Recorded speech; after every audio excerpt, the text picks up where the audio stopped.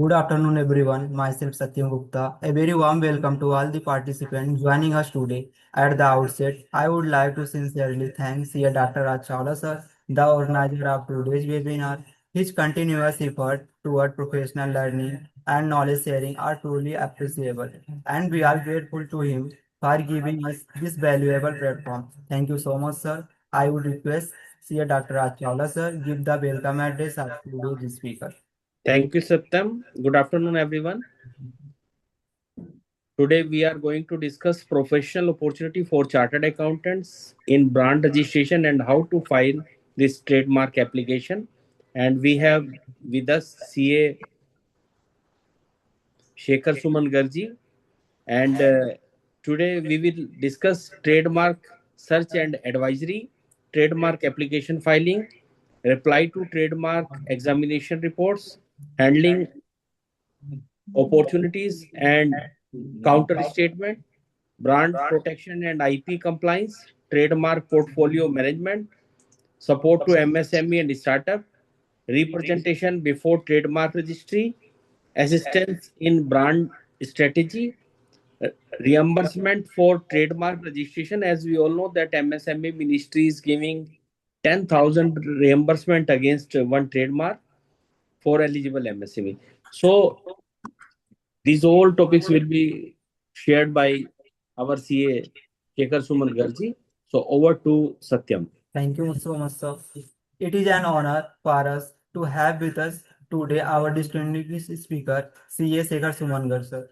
Sekhar Sumangar is a chartered accountant with an exceptional professional journey since qualifying in 2005 with an All India rank 24. He is the founder partner of Sekhar Suman and Associate, Chartered Accountants, Mandi Govindgarh, Punjab. His practice cover audit, bank audit, income tax, GST, industrial NOC, Invest Punjab, approvals, and trademark registration consultancy. He has filed more than 500 trademark applications and is a trusted brand consultant for over 100 companies across India in pharmaceutical, FMCG, engineering, and manufacturing sectors. He has drafted more than 500 replies of trademark objection, oppositions, and evidence matter. He has vast experience in trademark registration services, handling trademark objection, trademark opposition matters, trademark search and advisory, and also former chairman of Mandi Govindgarh branch of NIRC and special invitee to the Professional Education Committee of ICAI. That's over. With this, I request C.S. Sekhar Sumangar to kindly take over the session. Thank you, Satyam. Thanks a lot for your invitation. First of all, I would like to thank Dr. C. Raj Chawla ji, the organizer of this webinar, the BRC Private Limited, and the all team members for organizing this wonderful webinar on trademark opportunities. During the various seminars and webinars, Hello, sir. I have so many times listened from the speakers. Please mute one device. जी sir. Okay, sir. So, during various seminars, and we have so many times listened from the distinguished speakers that we should find out. Shekhar ji sorry for interrupting, आपकी आवाज ना repeat हो रही है। आपके दो mics on है, एक मंडी गोविंदगढ़ ब्रांच वाला भी ऑन है और एक आपका पर्सनल भी ऑन है। उसकी वजह से आवाज डबल हो रही है और क्लियर सुनाई नहीं दे रहा है। राइट सर, मैं एक जो है वो क्लोज कर दूं। Thank you sir.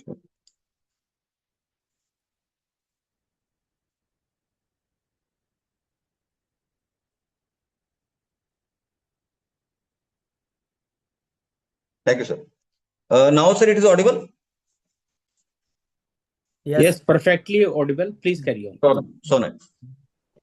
First of all, sir, I'm thankful to CA Dr. Raj Chawla ji and the BRC Private Limited as well as the whole team members for organizing such a wonderful webinar on new opportunities for chartered accountants in the field of trademark and brand registration.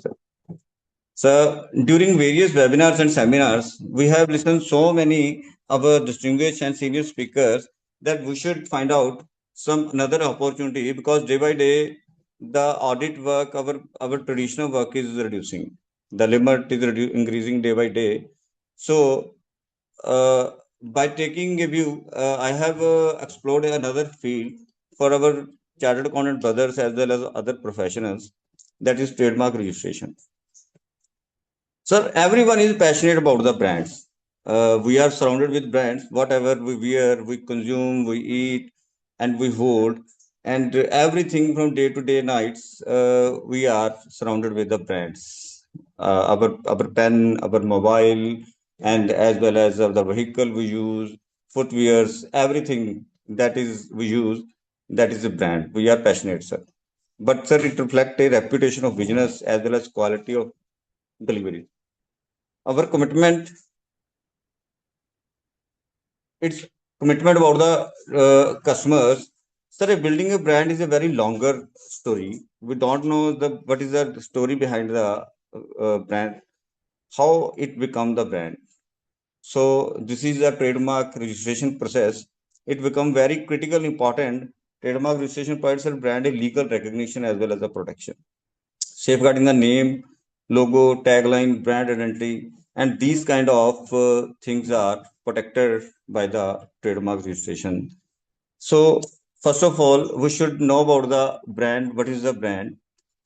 And for MSME and startups, sir, there is a big value of brand. It is an asset for the MSMEs, because the loss of brand and a trust, sir, that will completely loss of the business. We can replace the machinery if it become obsolete. We can replace the stock if it's not usable. But the name and the brand, once it is lost, sir, everything will be gone. So in today's business, the brand is very much important and it play a crucial role for every person, sir. Uh, Before, sir, going to the actual branding process or trademark registration process, we have to learn about something, the history of trademark. What was the trademark and how it was evolved, sir?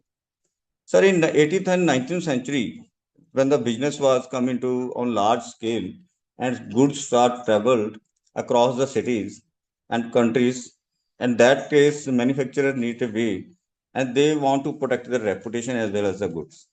And this was a sir, formal recognition of trademark as well as commercial assets. So there was a need of trademark law. So first trademark law was developed, sir, in 1875.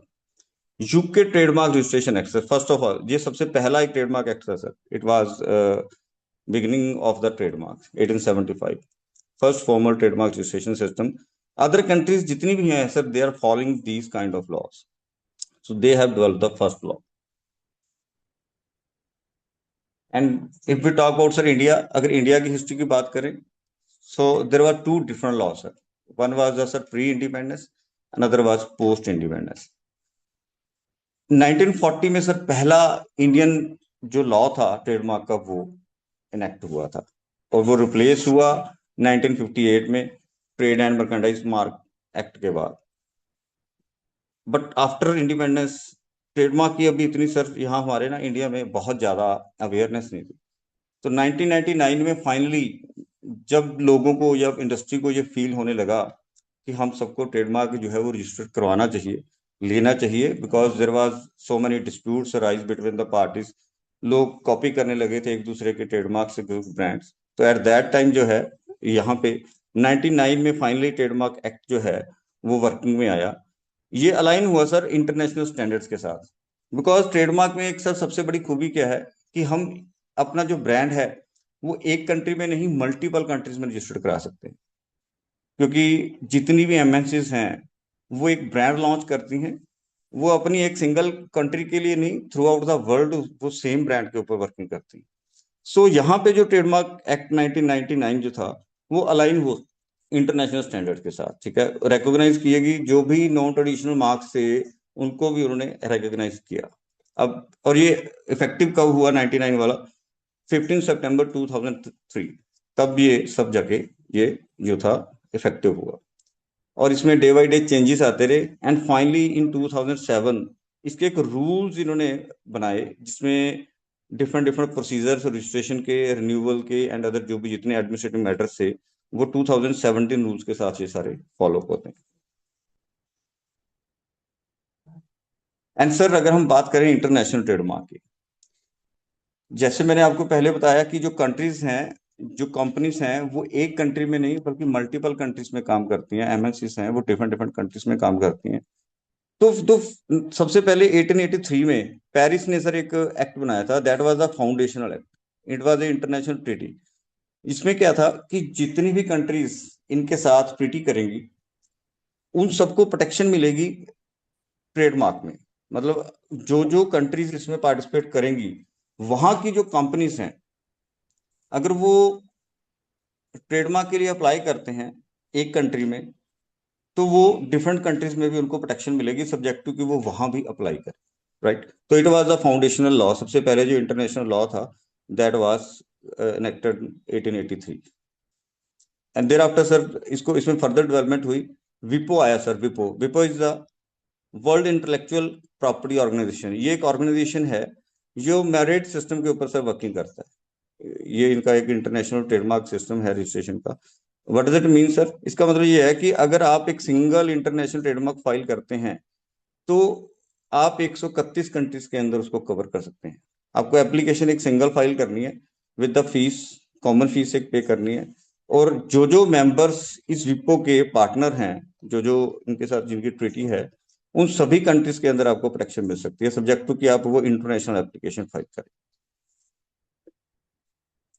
Sir उसके बाद further इसमें development हुई, एक agreement आया sir, trips agreement. What is the trade related aspects of intellectual property rights. इन्होंने क्या किया sir, यहाँ पे ना एक इंटरनेशनल स्टैंडर्ड सेटअप किए, मिनिमम मिनिमम स्टैंडर्ड सबके लिए सेटअप किए, कॉपीराइट्स के लिए, पेटेंट के लिए, ट्रेडमार्क के लिए, कि जो भी कंट्रीज हमारे इस ऑर्गेनाइजेशन की के साथ जिनकी ट्रीटी है, ऑल आर द पार्ट, वो सभी ये मिनिमम स्टैंडर्ड जो है फॉलो अप करेंगे। क्योंकि अदरवाइज क्या हो रहा है, किसी कंट्री में जो ट्रेडमार्क की रजिस्ट्रेशन है, ब्रांड की रजिस्ट्रेशन है, उसके लॉ कुछ डिफरेंट है, दूसरी में डिफरेंट है। तो वहां पे जो प्रॉब्लम्स आ रही थी कि एक कंट्री में पास हो रहा था, दूसरी में वो पास नहीं हो रहा था, ठीक है। तो there are so many pro and cons in the trademark.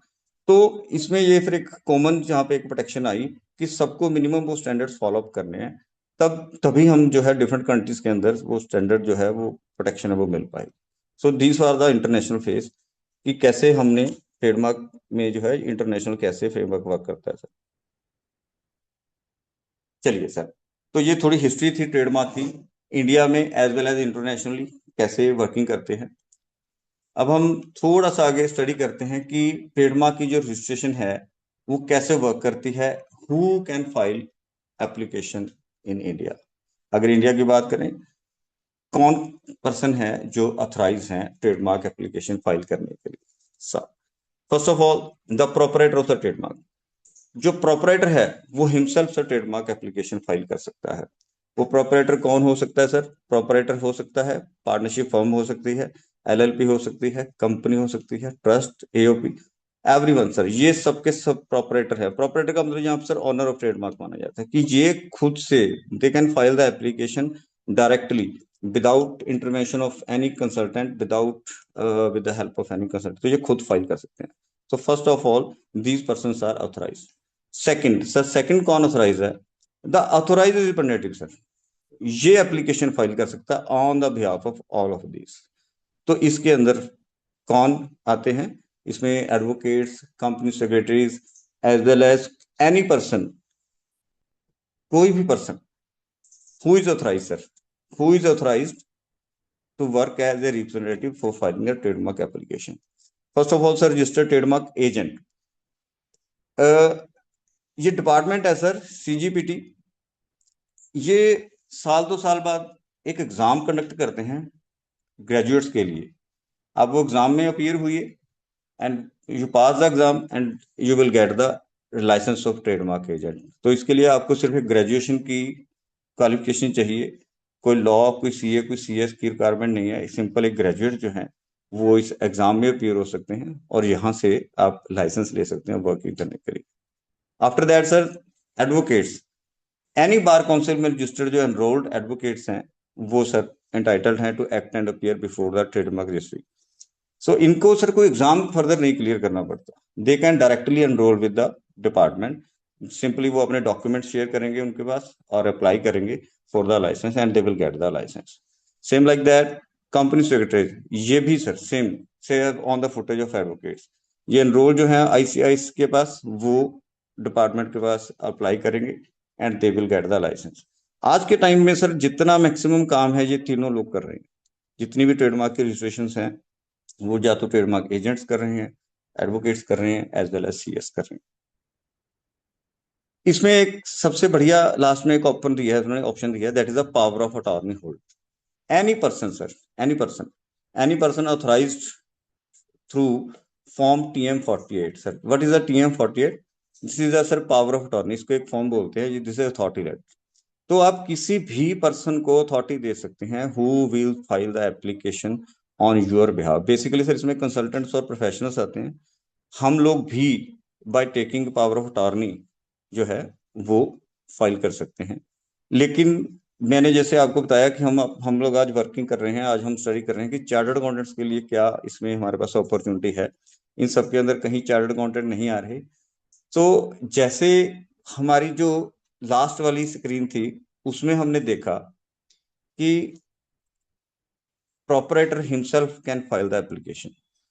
हम लोग बीइंग ए चार्टर्ड अकाउंटेंट कोई लाइसेंस नहीं लेंगे, हमें जरूरत नहीं है, क्योंकि हम जितनी वर्किंग करते हैं अभी इनकम टैक्स में, जीएसटी में भी जो हम वर्किंग कर रहे हैं, उन सब में भी हम लोग जो भी कुछ फाइल करते हैं वो हम कहाँ से फाइल करते हैं, वो हम क्लाइंट के लॉगिन से फाइल करते हैं। Either it is ITR, either it is GST return, either it is balance sheet. तो जो कुछ भी हम लोग फाइल करते हैं वो प्रोपराइटर के लॉगिन से ही फाइल करते हैं। हालांकि हमें एक अपॉर्चुनिटी है सीएस को कि हम अपने लॉगिन से भी फाइल कर सकते हैं, लेकिन हम लोग 99% प्रोपराइटर के ही लॉगिन से फाइल करते हैं, चाहे वो जीएसटी है, चाहे वो इनकम टैक्स है, चाहे वो MSME है।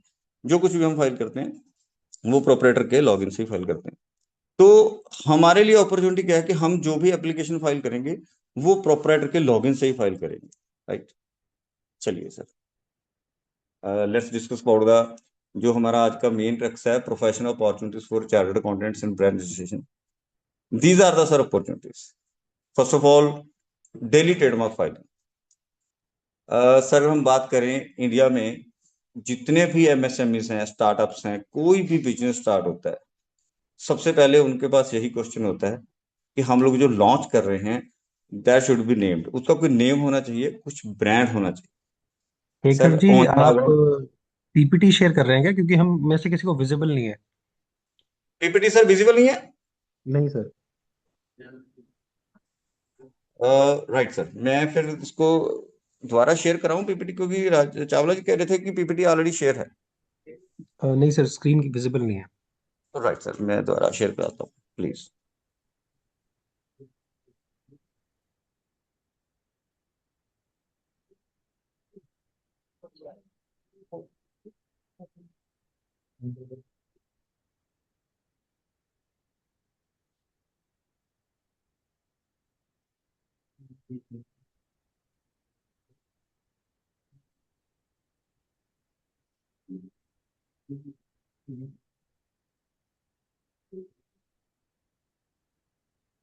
Yes, sir. Now it's okay.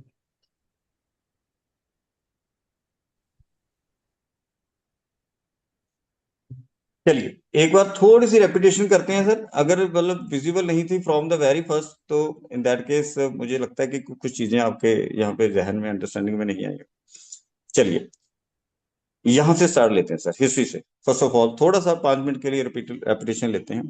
History की सर मैं बात कर रहा था, 18-19 सेंचुरी में सर इंडस्ट्रियल रेवोल्यूशन था, यहाँ पे मैक्सिमम बिजनेस स्टार्ट हुआ था and everyone start production and they start to travel different countries and the goods were moving from one country to another country.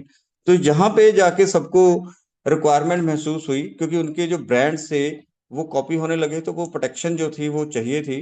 तो एट दैट टाइम एक formal recognition trademark law की requirement यहाँ पे आके हुई। तो फर्स्ट सर लॉ जो था वो 1875 में यूके ट्रेडमार्क रजिस्ट्रेशन एक्ट जो है वो फॉर्मल सिस्टम इन्होंने डेवलप किया था यूके ने, और बाकी जितनी कंट्रीज हैं वो सेम लॉ जो है वो फॉलो अप करती हैं। तो it was a very first period 1875, यहाँ से जो है ट्रेडमार्क इनेक्ट हुआ था, स्टार्ट हुआ था। एंड अगर हम इंडिया की बात करें सर, 1940 में पहला ट्रेडमार्क एक्ट 1940 में इंडिया में एप्लीकेबल हुआ था, जो रिप्लेस हुआ 1958 में। बट एट दैट टाइम भी इंडिया में बहुत ज्यादा इसकी यूटिलाइजेशन नहीं थी। People were not aware, we know about the past of our country, तो बहुत लोग इसमें अवेयर नहीं थे। फाइनली सर 1999 में जो trademark act post independence utilise होना शुरू हुआ, वो 99 में वो एक्ट जो है वो बना, और वो इफेक्टिव हुआ सर 15 सितंबर 2003 से।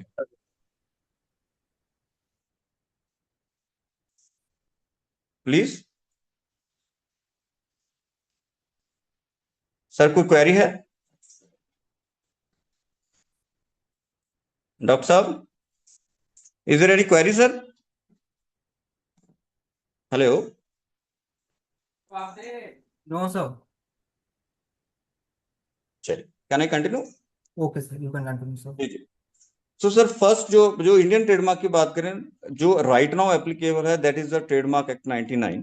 वो एप्लीकेबल है। इसके ये जो अलाइन हुआ विद इंटरनेशनल स्टैंडर्ड, यहाँ पे आके सर ये इसको अलाइन किया गया इंटरनेशनल स्टैंडर्ड के साथ, क्योंकि डिफरेंट डिफरेंट कंट्रीज जो हैं वो भी ट्रेडमार्क लॉस बना रही हैं। तो इंडियन कंट्री को, इंडियन ट्रेडमार्क एक्ट को उसके साथ अलाइन होना पड़ा, क्योंकि एमएनसी जो क्या करती हैं, वो एक कंट्री में प्रोडक्ट रजिस्टर नहीं कराती, वो मल्टीपल कंट्रीज में ट्रेडमार्क रजिस्टर करवाती है।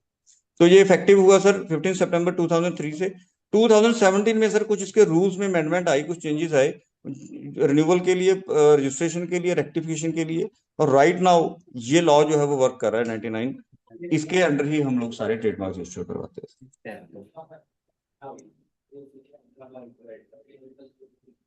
सर इंटरनेशनल फ्रेमवर्क की बात करें थोड़ा सा, 1883 जो था वो फाउंडेशनल इंटरनेशनल ट्रीटी यहाँ पे एक फाइन बनी थी बिटवीन द कंट्रीज, कि जितनी भी कंट्रीज इस ट्रीटी को साइन करेंगी, उन कंट्रीज की कंपनीज को प्रोटेक्शन मिलेगी अगर वो अप्लाई करते हैं ट्रेडमार्क। जो जो कंट्रीज इस ट्रीटी को साइन करेंगी, जो इसका पार्ट बनेगी।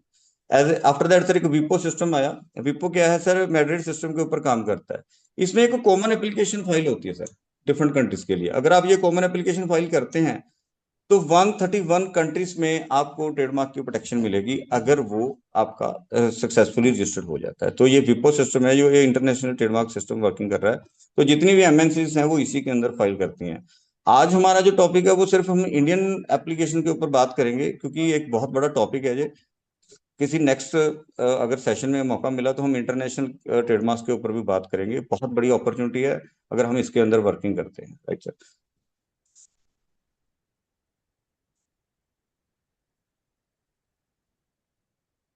सेम लाइक दैट सर एक ट्रिप्स एग्रीमेंट है, that is trade related aspects of intellectual property rights. ये क्या करता है सर? इस एग्रीमेंट में ना एक इन्होंने मिनिमम स्टैंडर्ड सेटअप किए थे कि जितनी भी कंट्रीज पार्टिसिपेट करेंगी इंटरनेशनल ट्रेडमार्क में, उस ट्रीटी में, तो उनको ये एक minimum set of standard set करने पड़ेंगे। अदरवाइज क्या होगा, एक कंट्री में ट्रेडमार्क जो रजिस्टर्ड हो रहा है वो किसी और स्टैंडर्ड्स के ऊपर हो रहा है, बट दूसरी कंट्री में वो रजिस्टर्ड नहीं हो पाएगा, क्योंकि उनके जो अपने पैरामीटर्स हैं वो उसको कंप्लाई नहीं करते। तो ये एक मिनिमम सेट ऑफ स्टैंडर्ड जो है सभी के लिए, सभी कंट्रीज के लिए एप्लीकेबल हुआ। तो ऑल द कंट्रीज इसमें पार्टिसिपेट करती हैं। India is also signatory of this agreement. Sir India भी जो है वो इसका पार्ट है, इस क्योंकि उन्होंने वो ट्रीटी साइन की है, और जो भी स्टैंडर्ड्स हैं वो फॉलो अप करते हैं सर, ताकि वो ग्लोबल प्रोटेक्शन मिल सके हमारे ट्रेडमार्क को। प्रैक्टिकल एस्पेक्ट्स के ऊपर चलते हैं sir. Sir who is authorised to file the trademark application? India में अगर हम एप्लीकेशन की बात करें, कौन फाइल कर सकता है sir? Proprietor himself, proprietor, partnership company, company, LLP, all these are sir, ये सारे पर्संस हैं जो अपनी एप्लीकेशन खुद फाइल कर सकते हैं without the intervention of any consultant. किसी की हेल्प के बिना ये फाइल कर सकते हैं। और सेकंड जो फाइल कर सकते हैं वो ऑथोराइज एजेंट कर सकते हैं। दो ही पीपल हैं, दो ही पर्सन है सर जो एप्लीकेशन फाइल कर सकते हैं। वो खुद फाइल कर सकते हैं या उनके ऑथोराइज रिप्रेजेंटेटिव कर सकते हैं। अगर हम सर ऑथोराइज रिप्रेजेंटेटिव की बात करें तो कौन हो सकता है ऑथोराइज रिप्रेजेंटेटिव जो कि ट्रेडमार्क एप्लीकेशन फाइल कर सकता है? First one is the sir registered trademark agents. Trademark department sir साल में या 2 साल में एक एग्जाम कंडक्ट करता है, जिसमें कोई भी ग्रेजुएट वो एग्जाम क्लियर करके एक लाइसेंस ले सकता है ट्रेडमार्क एजेंट का, and he can act as a agent. वो वर्किंग कर सकता है, वो फाइलिंग कर सकता है, वो फाइट कर सकता है, everything he can do if you has a knowledge of trademark. तो वो सारा कुछ कर सकता है। Second sir, the advocates enrolled in any bar council. Sir India में किसी भी बार काउंसिल में जो एनरोल्ड एडवोकेट्स हैं वो बाय डिफॉल्ट फाइट कर सकते हैं, सब्जेक्ट टू उनको एक इनसे एक लाइसेंस लेना पड़ता है फाइलिंग करने के लिए। वो अपने डॉक्यूमेंट शेयर करेंगे and department will provide them एक एजेंट कोड जिसको बोलते हैं कि लाइसेंस कोड, अटॉर्नी कोड, वो प्रोवाइड कर सकते हैं। Same like that set CS company secretaries, ये भी सेम फुटेज के ऊपर हैं। वो अप्लाई करेंगे डिपार्टमेंट के पास, department will allow them to file application, एक लाइसेंस उनको प्रोवाइड करेंगे, एक कोड उनको प्रोवाइड करेंगे। So these are the professionals, ये सभी के सभी प्रोफेशनल्स हैं। एंड इसके बाद एक लास्ट में रह जाते हैं sir power of attorney holder. Any person sir, कोई भी पर्सन जिसको प्रोपरेटर अथोराइज करेगा through this form, this is the attorney form, इसको सर एक अथॉरिटी लेटर भी बोल सकते हैं।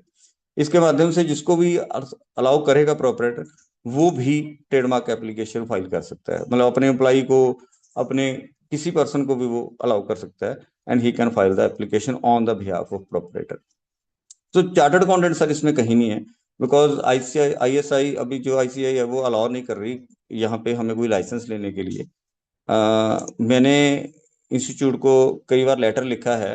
अभी मैं डॉक्टर CA राज चावला जी के माध्यम से भी रिक्वेस्ट करूंगा कि अगर कहीं किसी लेवल पे कोई डिस्कशन होती है तो CS को भी यहाँ पे अलाउ किया जाना चाहिए, बिकॉज अगर कंपनी सेक्रेटरीज को अलाउ किया जा रहा है तो आई थिंक CS भी अलाउ होने चाहिए कहीं ना कहीं उसको। लेकिन हमारा जो एक्ट है ICI वो अभी अलाउ नहीं कर रहा CS को वर्किंग करने के लिए। बट हमको अभी बीइंग ए CA वर्किंग करने की जरूरत भी नहीं है, क्योंकि मैंने आपको पिछली स्लाइड में बताया कि प्रोपरेटर खुद ही ट्रेडमार्क फाइल कर सकता है। हम लोग जितनी भी वर्किंग कर रहे हैं वो सारी प्रोपराइटर के लॉगिन से ही करते हैं। ITR फाइल कर रहे हैं, है ना, GST रिटर्न फाइल कर रहे हैं, वो हम सब प्रोपराइटर के लॉगिन से करते हैं। तो सेम लाइक दैट हम ट्रेडमार्क भी जो है वो प्रोपराइटर के बिहाफ पे प्रोपराइटर के लॉगिन से ही फाइल करेंगे, क्योंकि ये अपॉर्चुनिटी है हमारे पास, यहाँ पे एक ऑप्शन है, हम फाइल कर सकते हैं। प्रोफेशनल अपॉर्चुनिटी जो हमारा आज का टॉपिक है कि चार्टर्ड अकाउंटेंट्स के लिए सर इसमें अपॉर्चुनिटी क्या है, why we are working this. Sir first of all the daily trademark filing. Sir अगर हम ऑन एन एवरेज बात करें, इंडिया में डेली 1475 1500 के करीब application sir daily trademark file होती हैं। और लास्ट ईयर की बात करें तो 5,35,000 ट्रेडमार्क एप्लीकेशन फाइल हुई है सर पिछले साल में। क्योंकि लोग इतने अवेयर हो गए हैं, आज के टाइम में कोई भी बिजनेस स्टार्ट होता है सबसे पहले वो एक नाम डिसाइड करता है और उसको वो रजिस्टर करवाना है, क्योंकि वो कॉपी होने से उसको लग रहा है कि मैं आज नहीं रजिस्टर कराऊंगा, दैट विल बी कॉपी। अगर मैं सर फार्मास्यूटिकल सेक्टर की बात करूं, आप में से जितने भी पार्टिसिपेंट्स आज हमारे साथ जुड़े हैं, अगर एक भी पर्सन उसमें फार्मास्यूटिकल कंपनी के साथ डील करता है, एक फार्मास्यूटिकल कंपनी सर एक साल में 30 से 35 ट्रेडमार्क एप्लीकेशन जो है वो डालते हैं। और कौन लोग डाल रहे हैं? एजेंट्स लोग, CS, एडवोकेट्स या और जो भी प्रोफेशनल वर्किंग कर रहे हैं। हम लोग, हमारे वो एग्जिस्टिंग क्लाइंट्स हैं, ठीक है, हम लोग उनको अप्रोच कर सकते हैं। क्योंकि कोई भी बिजनेस है, सबसे पहले वो अपने CA को ही पूछते हैं कि सर ये काम करना है, कोई पर्सन दीजिए, ठीक है। ISO सर्टिफिकेट भी बनवाना है, वो हमसे पूछा कि सर ये बनवा दीजिए, MSME है, वट एवर। हालांकि हमारा बेसिक काम ऑडिट का है, लेकिन इवन देन जो हमारे क्लाइंट्स है वो हमसे एक्सपेक्ट करते हैं कि हम उनको हर वो सर्विस प्रोवाइड करें जो बिजनेस में जिसकी रिक्वायरमेंट है। तो अगर हम लोग ये सारा प्रोसेस डिस्कस कर लेंगे तो हमें बाहर जाने की जरूरत नहीं है, हम लोग खुद एप्लीकेशन फाइल कर सकते हैं। तो this is the first opportunity, right sir. Registration service. अब जो रजिस्ट्रेशन जो है सर वो बहुत इजी एक टास्क नहीं है, इसमें बहुत सारी लिटिगेशन है, सर्च है, ऑब्जेक्शंस है, हियरिंग है, ऑपोजिशन है, दीज आर द स्टेजेस, वो हम आगे अपनी स्लाइड्स में डिस्कस करेंगे। तो ये जो ऑपोजिशंस हैं, ये हियरिंग्स हैं, ये जो ऑब्जेक्शंस हैं, इनके रिप्लाईज फाइल करने होते हैं। और बीइंग ए CA मुझे लगता है कि हम लोग बहुत एक अच्छा रिप्लाई बना के फाइल कर सकते हैं। जैसे ही हम इस चीज को, सारे को, प्रोसेस को समझ लेंगे तो हम लोग एक बहुत अच्छा रिप्लाई फाइल कर सकते हैं, हियरिंग अटेंड कर सकते हैं, ऑपोजिशन फाइल कर सकते हैं, क्योंकि हमारी जो इंटेलेक्चुअल कैपेसिटी है वो सबकी बहुत अच्छी है। So third one is the brand formation and structuring. देखिए जितने भी नए ब्रांड्स आजकल बिजनेस में आ रहे हैं, अगर मैं नाम लूं चाय सूटा बार, दिस इज ए ब्रांड, ये डेवलप हुआ अभी कुछ टाइम पे। बर्गर किंग, ये डेवलप हुआ। राइट। तो हम लोग इनको गाइड कर सकते हैं, क्योंकि जो भी कोई बिजनेस नया सेटअप करना चाहता है तो हम उनको एक बेटर जो है ब्रांड फॉर्मेशन या उसकी स्ट्रक्चरिंग है वो बता सकते हैं। और ऐसा नहीं है कि सर अगर आप ट्रेडमार्क का काम कर रहे हैं, एक नया क्लाइंट आपके पास ट्रेडमार्क का आ रहा है तो वो सिर्फ आपसे ट्रेडमार्क का काम ही करवाएगा। वो हमारे पास आएगा तो आईटीआर्स भी हम ही फाइल करेंगे, एमएसएमई सर्टिफिकेट भी हम ही फाइल करेंगे, जीएसटी रजिस्ट्रेशन भी हम ही लेकर देंगे। ठीक है। तो कस्टमर हमारे पास आता है सिर्फ ब्रांड के लिए, बट वो बाकी सारी वर्किंग भी हमसे ही करवाते हैं। फ्रेंचाइजी क्रिएशन, देखिए सर आज के टाइम में हम बहुत सारे इसमें जाते हैं, शोज वगैरह में जाते हैं, वहां पे एक फ्रेंचाइजी कंसेप्ट चलता है। कोई भी कंपनी आती है, वो एक नया ब्रांड लॉन्च करती है, थोड़ी सी उसको उसको पॉपुलराइज कराती है, ठीक है, थोड़ी सी एडवर्टाइजमेंट करती है, उसके बाद वो उसकी फ्रेंचाइजी बांटने लग जाती है। तो ये सबका सर मॉडल हम लोग सेट करके दे सकते हैं कि कैसे आपको ब्रांड बनाना है, कैसे फ्रेंचाइजी जो है वो बनानी है, और क्या बिजनेस मॉडल उसमें होना चाहिए। ठीक है। ब्रांड डेवलपमेंट एक्सपेंशन, हम लोग पूरी इसमें गाइडेंस दे सकते हैं सर उनको। सर ब्रांड ब्रांड की वैल्यूएशन होती है, कि जब कंपनी को सेल होती है या कोई बिजनेस सेल होता है तो ब्रांड की अपनी एक वैल्यूएशन होती है, और वो हमसे बेटर कोई नहीं बता सकता उनको कैलकुलेशन में कि आपकी ब्रांड की क्या वैल्यू है। So these are the some opportunities, और इसमें एक अपॉर्चुनिटी नहीं ऐड की थी। मोर ओवर मैं I am thankful to C A doctor Raj Chawla ji. इनके एक सेमिनार में मैं हम लोग सुन रहे थे, तो सर ने बताया कि ये एक अपॉर्चुनिटी है। उसके बाद ही मैंने ये अपॉर्चुनिटी सर स्टडी की, रीइंबर्समेंट ऑफ ट्रेडमार्क फीस। हम ये सर जो जितनी भी वर्किंग करेंगे, क्लाइंट से जितने भी फीस चार्जेस करेंगे, ट्रेडमार्क में एमएसएमई के लिए एक अपॉर्चुनिटी है कि अप टू 10,000 तक हम लोग अपनी fees as well as government fees वो उसको रीइंबर्स करवा सकते हैं। तो हमारे लिए एक अपॉर्चुनिटी है, हम लोग जो भी अपनी प्रोफेशनल कंसल्टेंसी इसमें दे सकते हैं। Transfer of trademark from client to another client, this is a sir another opportunity. कुछ कंपनीज जो हैं वो ब्रांड सेल कर देती हैं, ड्यू टू नॉन यूज कर देती हैं, due to closure of business कर देती हैं, due to change of business कर देती हैं, वो कोई भी रीजन हो सकता है। राइट। तो दिस इज अनदर अपॉर्चुनिटी, क्योंकि कुछ क्लाइंट्स ऐसे होते हैं जो बहुत जल्दबाजी में होते हैं कि सर हमको तो 10 दिन में बिजनेस लॉन्च करना है, 1 महीने में बिजनेस लॉन्च करना है, कोई रेडी टू यूज ब्रांड हमें अवेलेबल करवा दीजिए। तो हम लोग अपनी प्रोफेशनल कंसल्टेंसी इसमें दे सकते हैं। ट्रेडमार्क उनको कोई ऑलरेडी जो रजिस्टर्ड है वो ट्रांसफर करवा सकते हैं। दिस इज द ऑप्शन, ये है हमारे पास ट्रेडमार्क में एक option that can B use. ठीक है। So sir these kinds of opportunities हम लोग वर्किंग कर सकते हैं इस फील्ड में, अलॉन्ग विद अवर एग्जिस्टिंग जितने भी हमारी वर्किंग्स हैं, इधर वो आईटीआर है, बैलेंस शीट्स हैं, रिटर्न्स हैं, जीएसटी है, वो लोग हम कर ही रहे हैं। वो हम लोग कभी बंद नहीं करने वाले, that is the through out life हमने करना है। बट ये एक अनदर अपॉर्चुनिटी है, ट्रेडमार्क रजिस्ट्रेशन वो हमको उसके साथ में ऐड करनी है।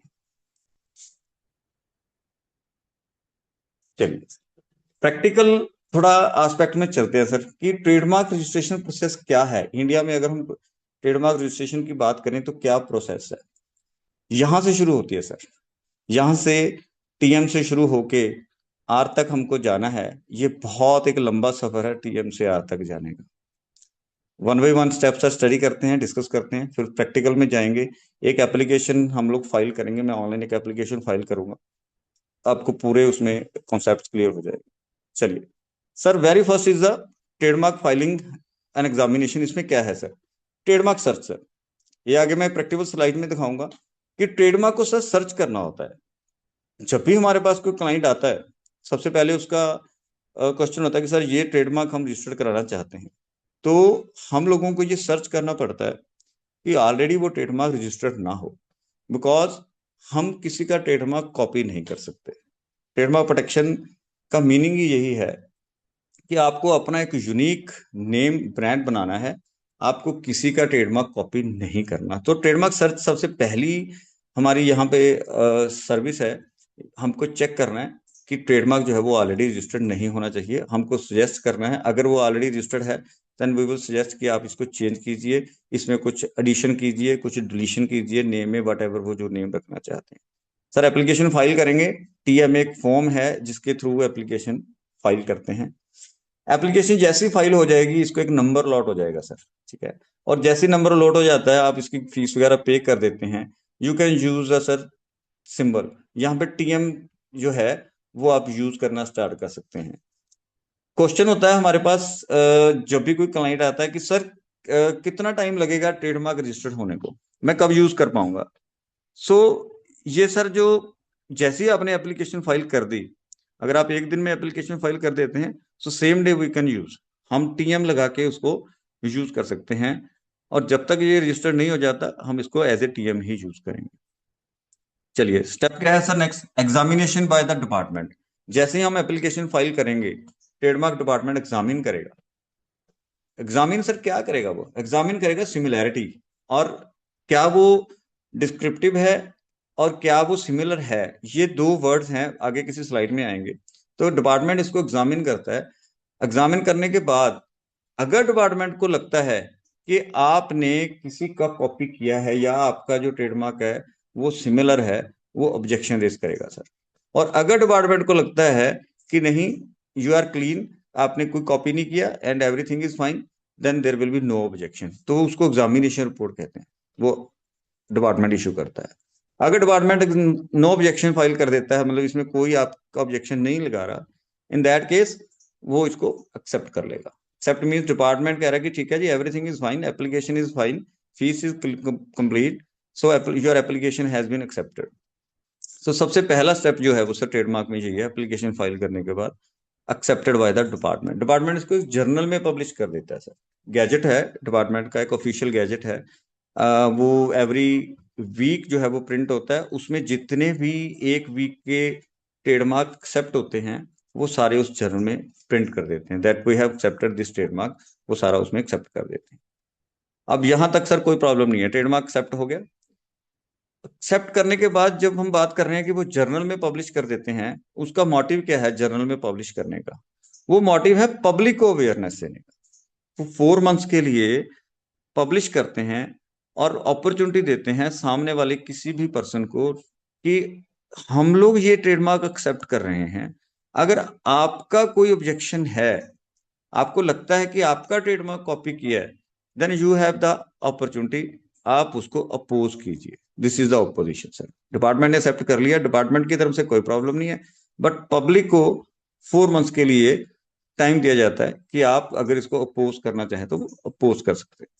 ये 4 मंथ्स का एक पीरियड इसके अंदर होता है।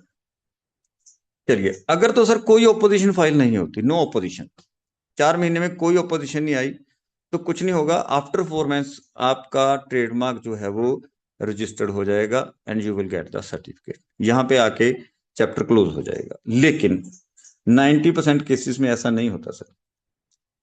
90% केसेस में ट्रेडमार्क जो है वो अपोज हो जाता है, क्योंकि सामने वाला पर्सन, उसको लगता है कि आपने उसका नाम कॉपी किया है। ठीक है, वो एक बार ट्राई जरूर करेगा। अगर आपका ट्रेडमार्क उससे 10% भी मैच कर रहा है, तब भी वो एक बार ट्राई करेगा कि अपोज करे और आपका ट्रेडमार्क रजिस्टर ना होने। राइट, तो वो ऑपोजिशन फाइल कर सकता है इसमें। वो आपको इसमें नोटिस ऑफ ऑपोजिशन आएगा। जैसे आपको नोटिस ऑफ ऑपोजिशन आता है, 2 मंथ्स का टाइम डिपार्टमेंट आपको देता है कि आप इसमें काउंटर स्टेटमेंट फाइल कीजिए। मतलब इट मींस कि आपको कुछ कहना है, आप अपने डॉक्यूमेंट्स फाइल कीजिए, आप अपना रिप्लाई फाइल कीजिए। सामने वाली पार्टी ने ट्रेडमार्क ऑपोजिशन फाइल कर दी है। राइट, काउंटर स्टेटमेंट फाइल हो जाएगी। काउंटर स्टेटमेंट फाइल होने के बाद ओपोनेंट के पास वापस जाएगी application with your counter statement. Right, department उनको टाइम देगा कि एप्लीकेंट ने काउंटर स्टेटमेंट फाइल कर दी है, उन्होंने अपना रिप्लाई दे दिया है, अभी दोबारा आपको कुछ कहना है, तो sir that is known as rule 5 evidence. Opponent को एक अपॉर्चुनिटी दी जाती है कि आप अपने एविडेंस फाइल कीजिए। अगर आपके पास कोई ऐसे एविडेंसेस हैं कि आपका कॉपी किया है, ठीक है, आप ऑनर हो इस ट्रेडमार्क के, सो आपको एक एविडेंस प्रोवाइड करना है। So opponent will provide the evidence, this is the application. जैसे ही वो ओपोनेंट एप्लीकेशन का ये एविडेंस फाइल करेगा सर, वापस ऑनर के पास, एप्लीकेंट के पास एप्लीकेशन आएगी। ठीक है, उनको बोला जाएगा कि ओपोनेंट ने जो एविडेंस फाइल किए हैं कि आपने उनका कॉपी किया है, आप अपने एविडेंस फाइल कीजिए कि आपने कॉपी नहीं किया है। आप अपने एविडेंस फाइल कर देंगे।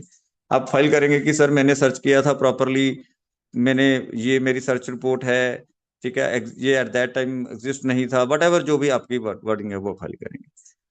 डिपार्टमेंट इन दोनों से एविडेंस लेने के बाद एक हियरिंग यहाँ पे अरेंज करेगा, जिसमें दोनों पार्टीज को कॉल करेगा, ठीक है, आपको भी उनको भी। अब इस हियरिंग में डिपार्टमेंट ने ये चेक करना है कि आपने एक्चुअल में कॉपी किया है कि नहीं किया। अगर तो डिपार्टमेंट को लग रहा है कि आपने कॉपी नहीं किया, तो ऑपोजिशन रिजेक्ट हो जाएगी।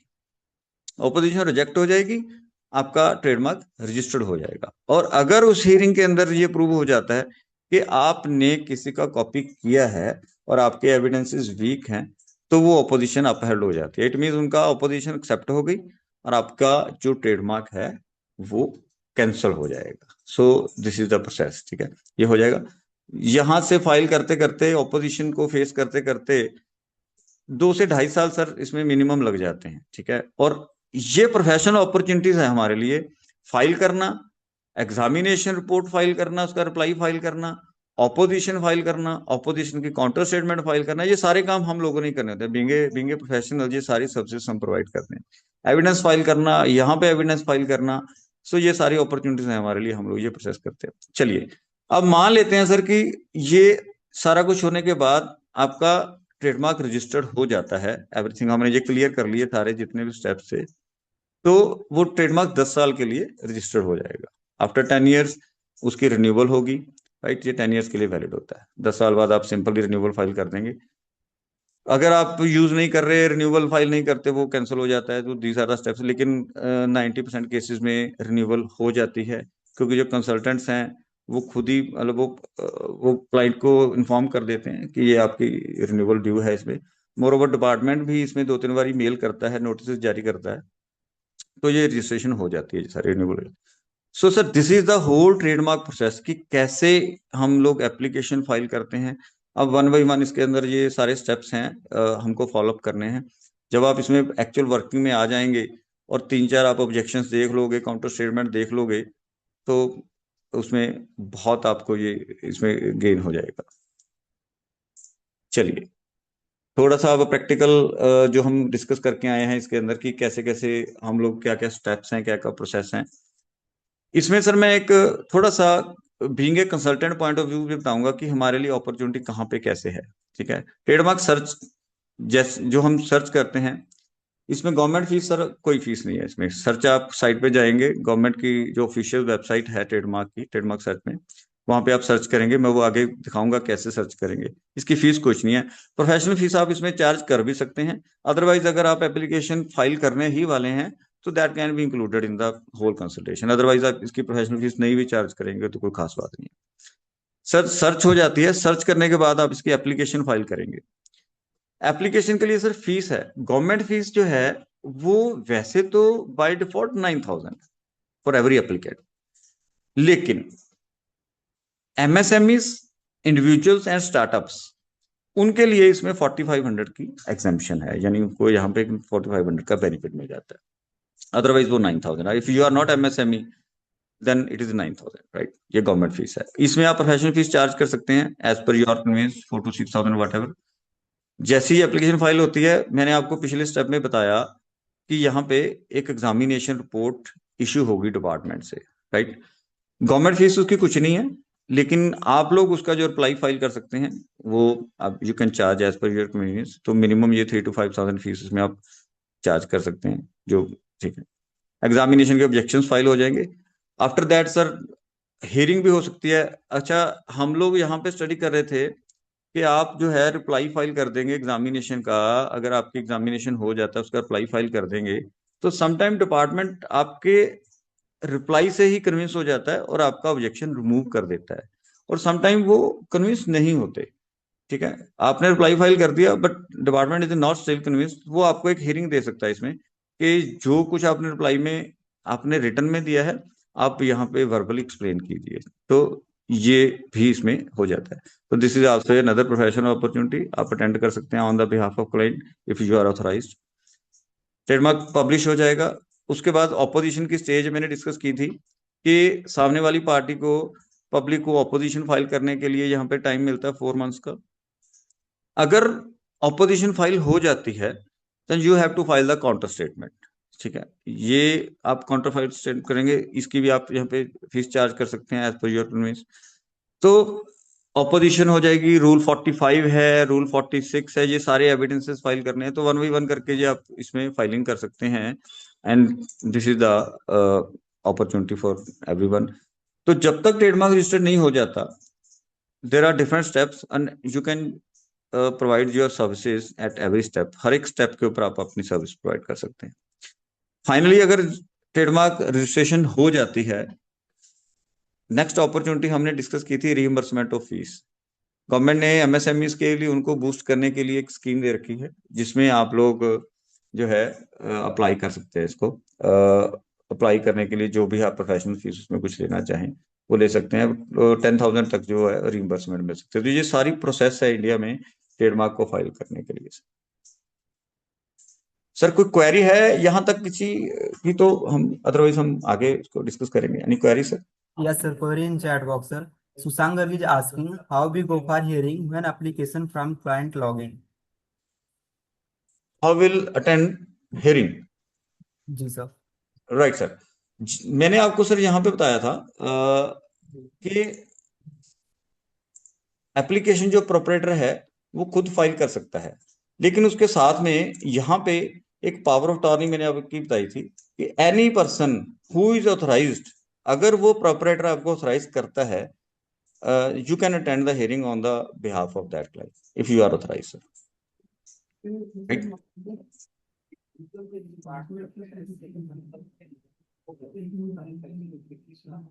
हेलो। हेलो। यस सर, एक क्वेश्चन था मेरे को। जैसे बहुत सी बार क्लाइंट्स आते हैं तो वो माना किसी लोअर से उसने फाइल कराया, फिर राइट सर। ऑब्जेक्शन आ गया, तो राइट सर, क्या अपन क्लाइंट की यूजर आईडी क्रिएट करके ऑब्जेक्शन उसकी आईडी से फाइल कर सकते हैं? बिल्कुल कर सकते हैं सर। हमको क्लाइंट की यूजर आईडी क्रिएट करनी पड़ेगी, क्रिएट करके वहां पे हमारे पास अपॉर्चुनिटी आ जाएगी, ऑप्शन आ जाएगी, हम लोग वो फाइल कर सकते हैं। उसमें क्या होता है सर? फर्स्ट टाइम वो- किसी और ने किया था तो भी? जी जी, ओके। उसमें क्या होता हाँ है मैं सर, आप बताता हूँ बता रहे जब। हाँ, मैं ये बता रहा हूँ उसमें प्रोसेस, प्रैक्टिकल प्रोसेस बताता हूँ।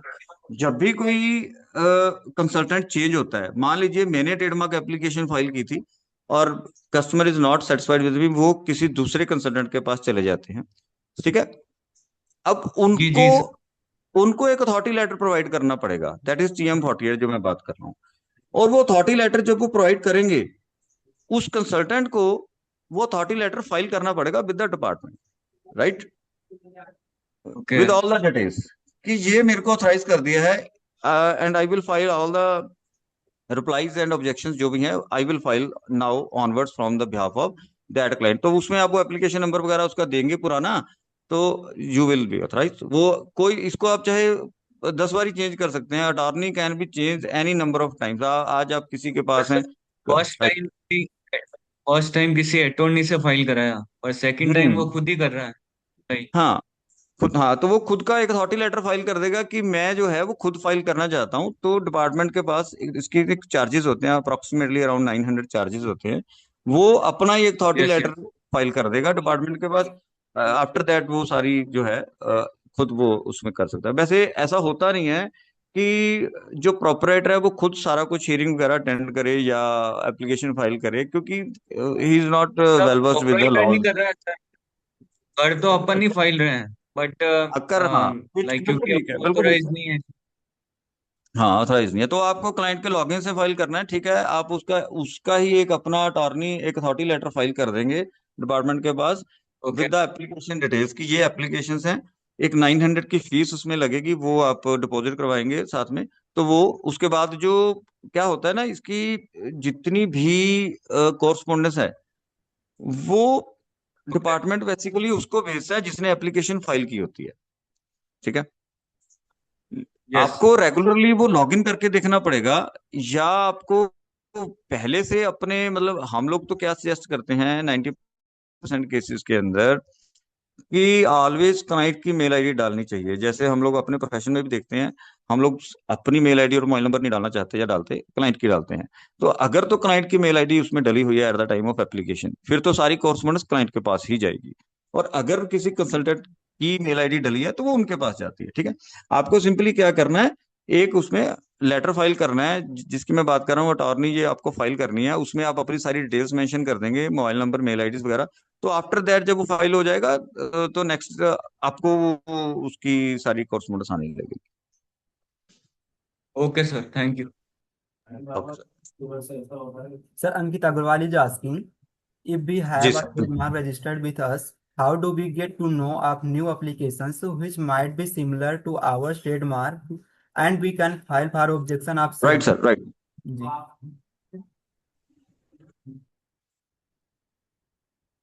Please repeat the query, what's the query?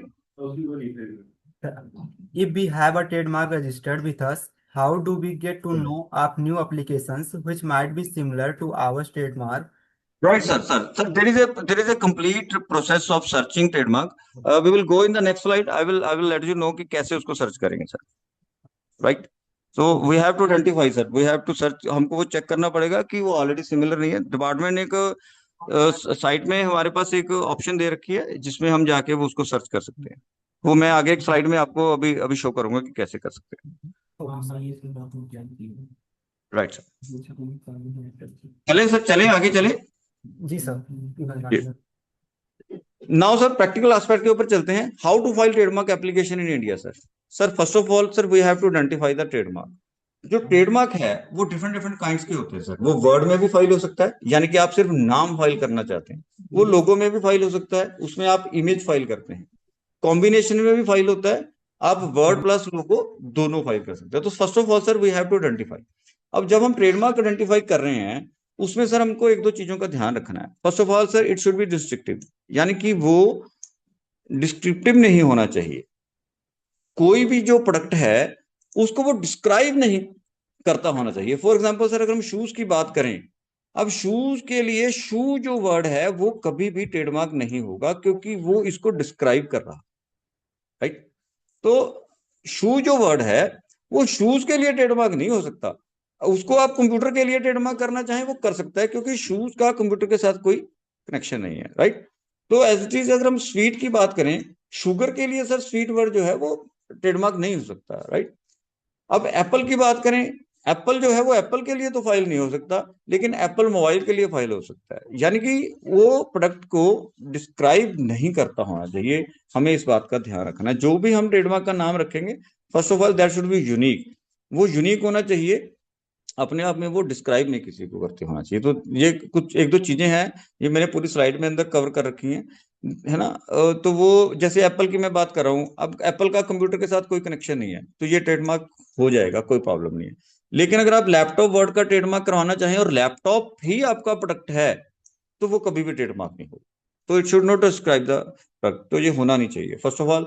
Second, वो सिमिलर नहीं होना चाहिए सर, किसी के साथ वो मैच नहीं होना चाहिए। वो हम एक सर्च प्रोसेस में देखेंगे कि सिमिलैरिटी क्या होती है, कैसे उसको चेक करते हैं। तो ये एक दो चीजों का ध्यान रखना है before filing the trademark sir. तो first of all we have to identify the trademark. Second sir, search sir कैसे करनी है। This is the sir link. ये टीएम सर्च आईपी इंडिया का एक लिंक है। इसमें आई थिंक लिंक तो नहीं चलेगा अभी राइट नाउ।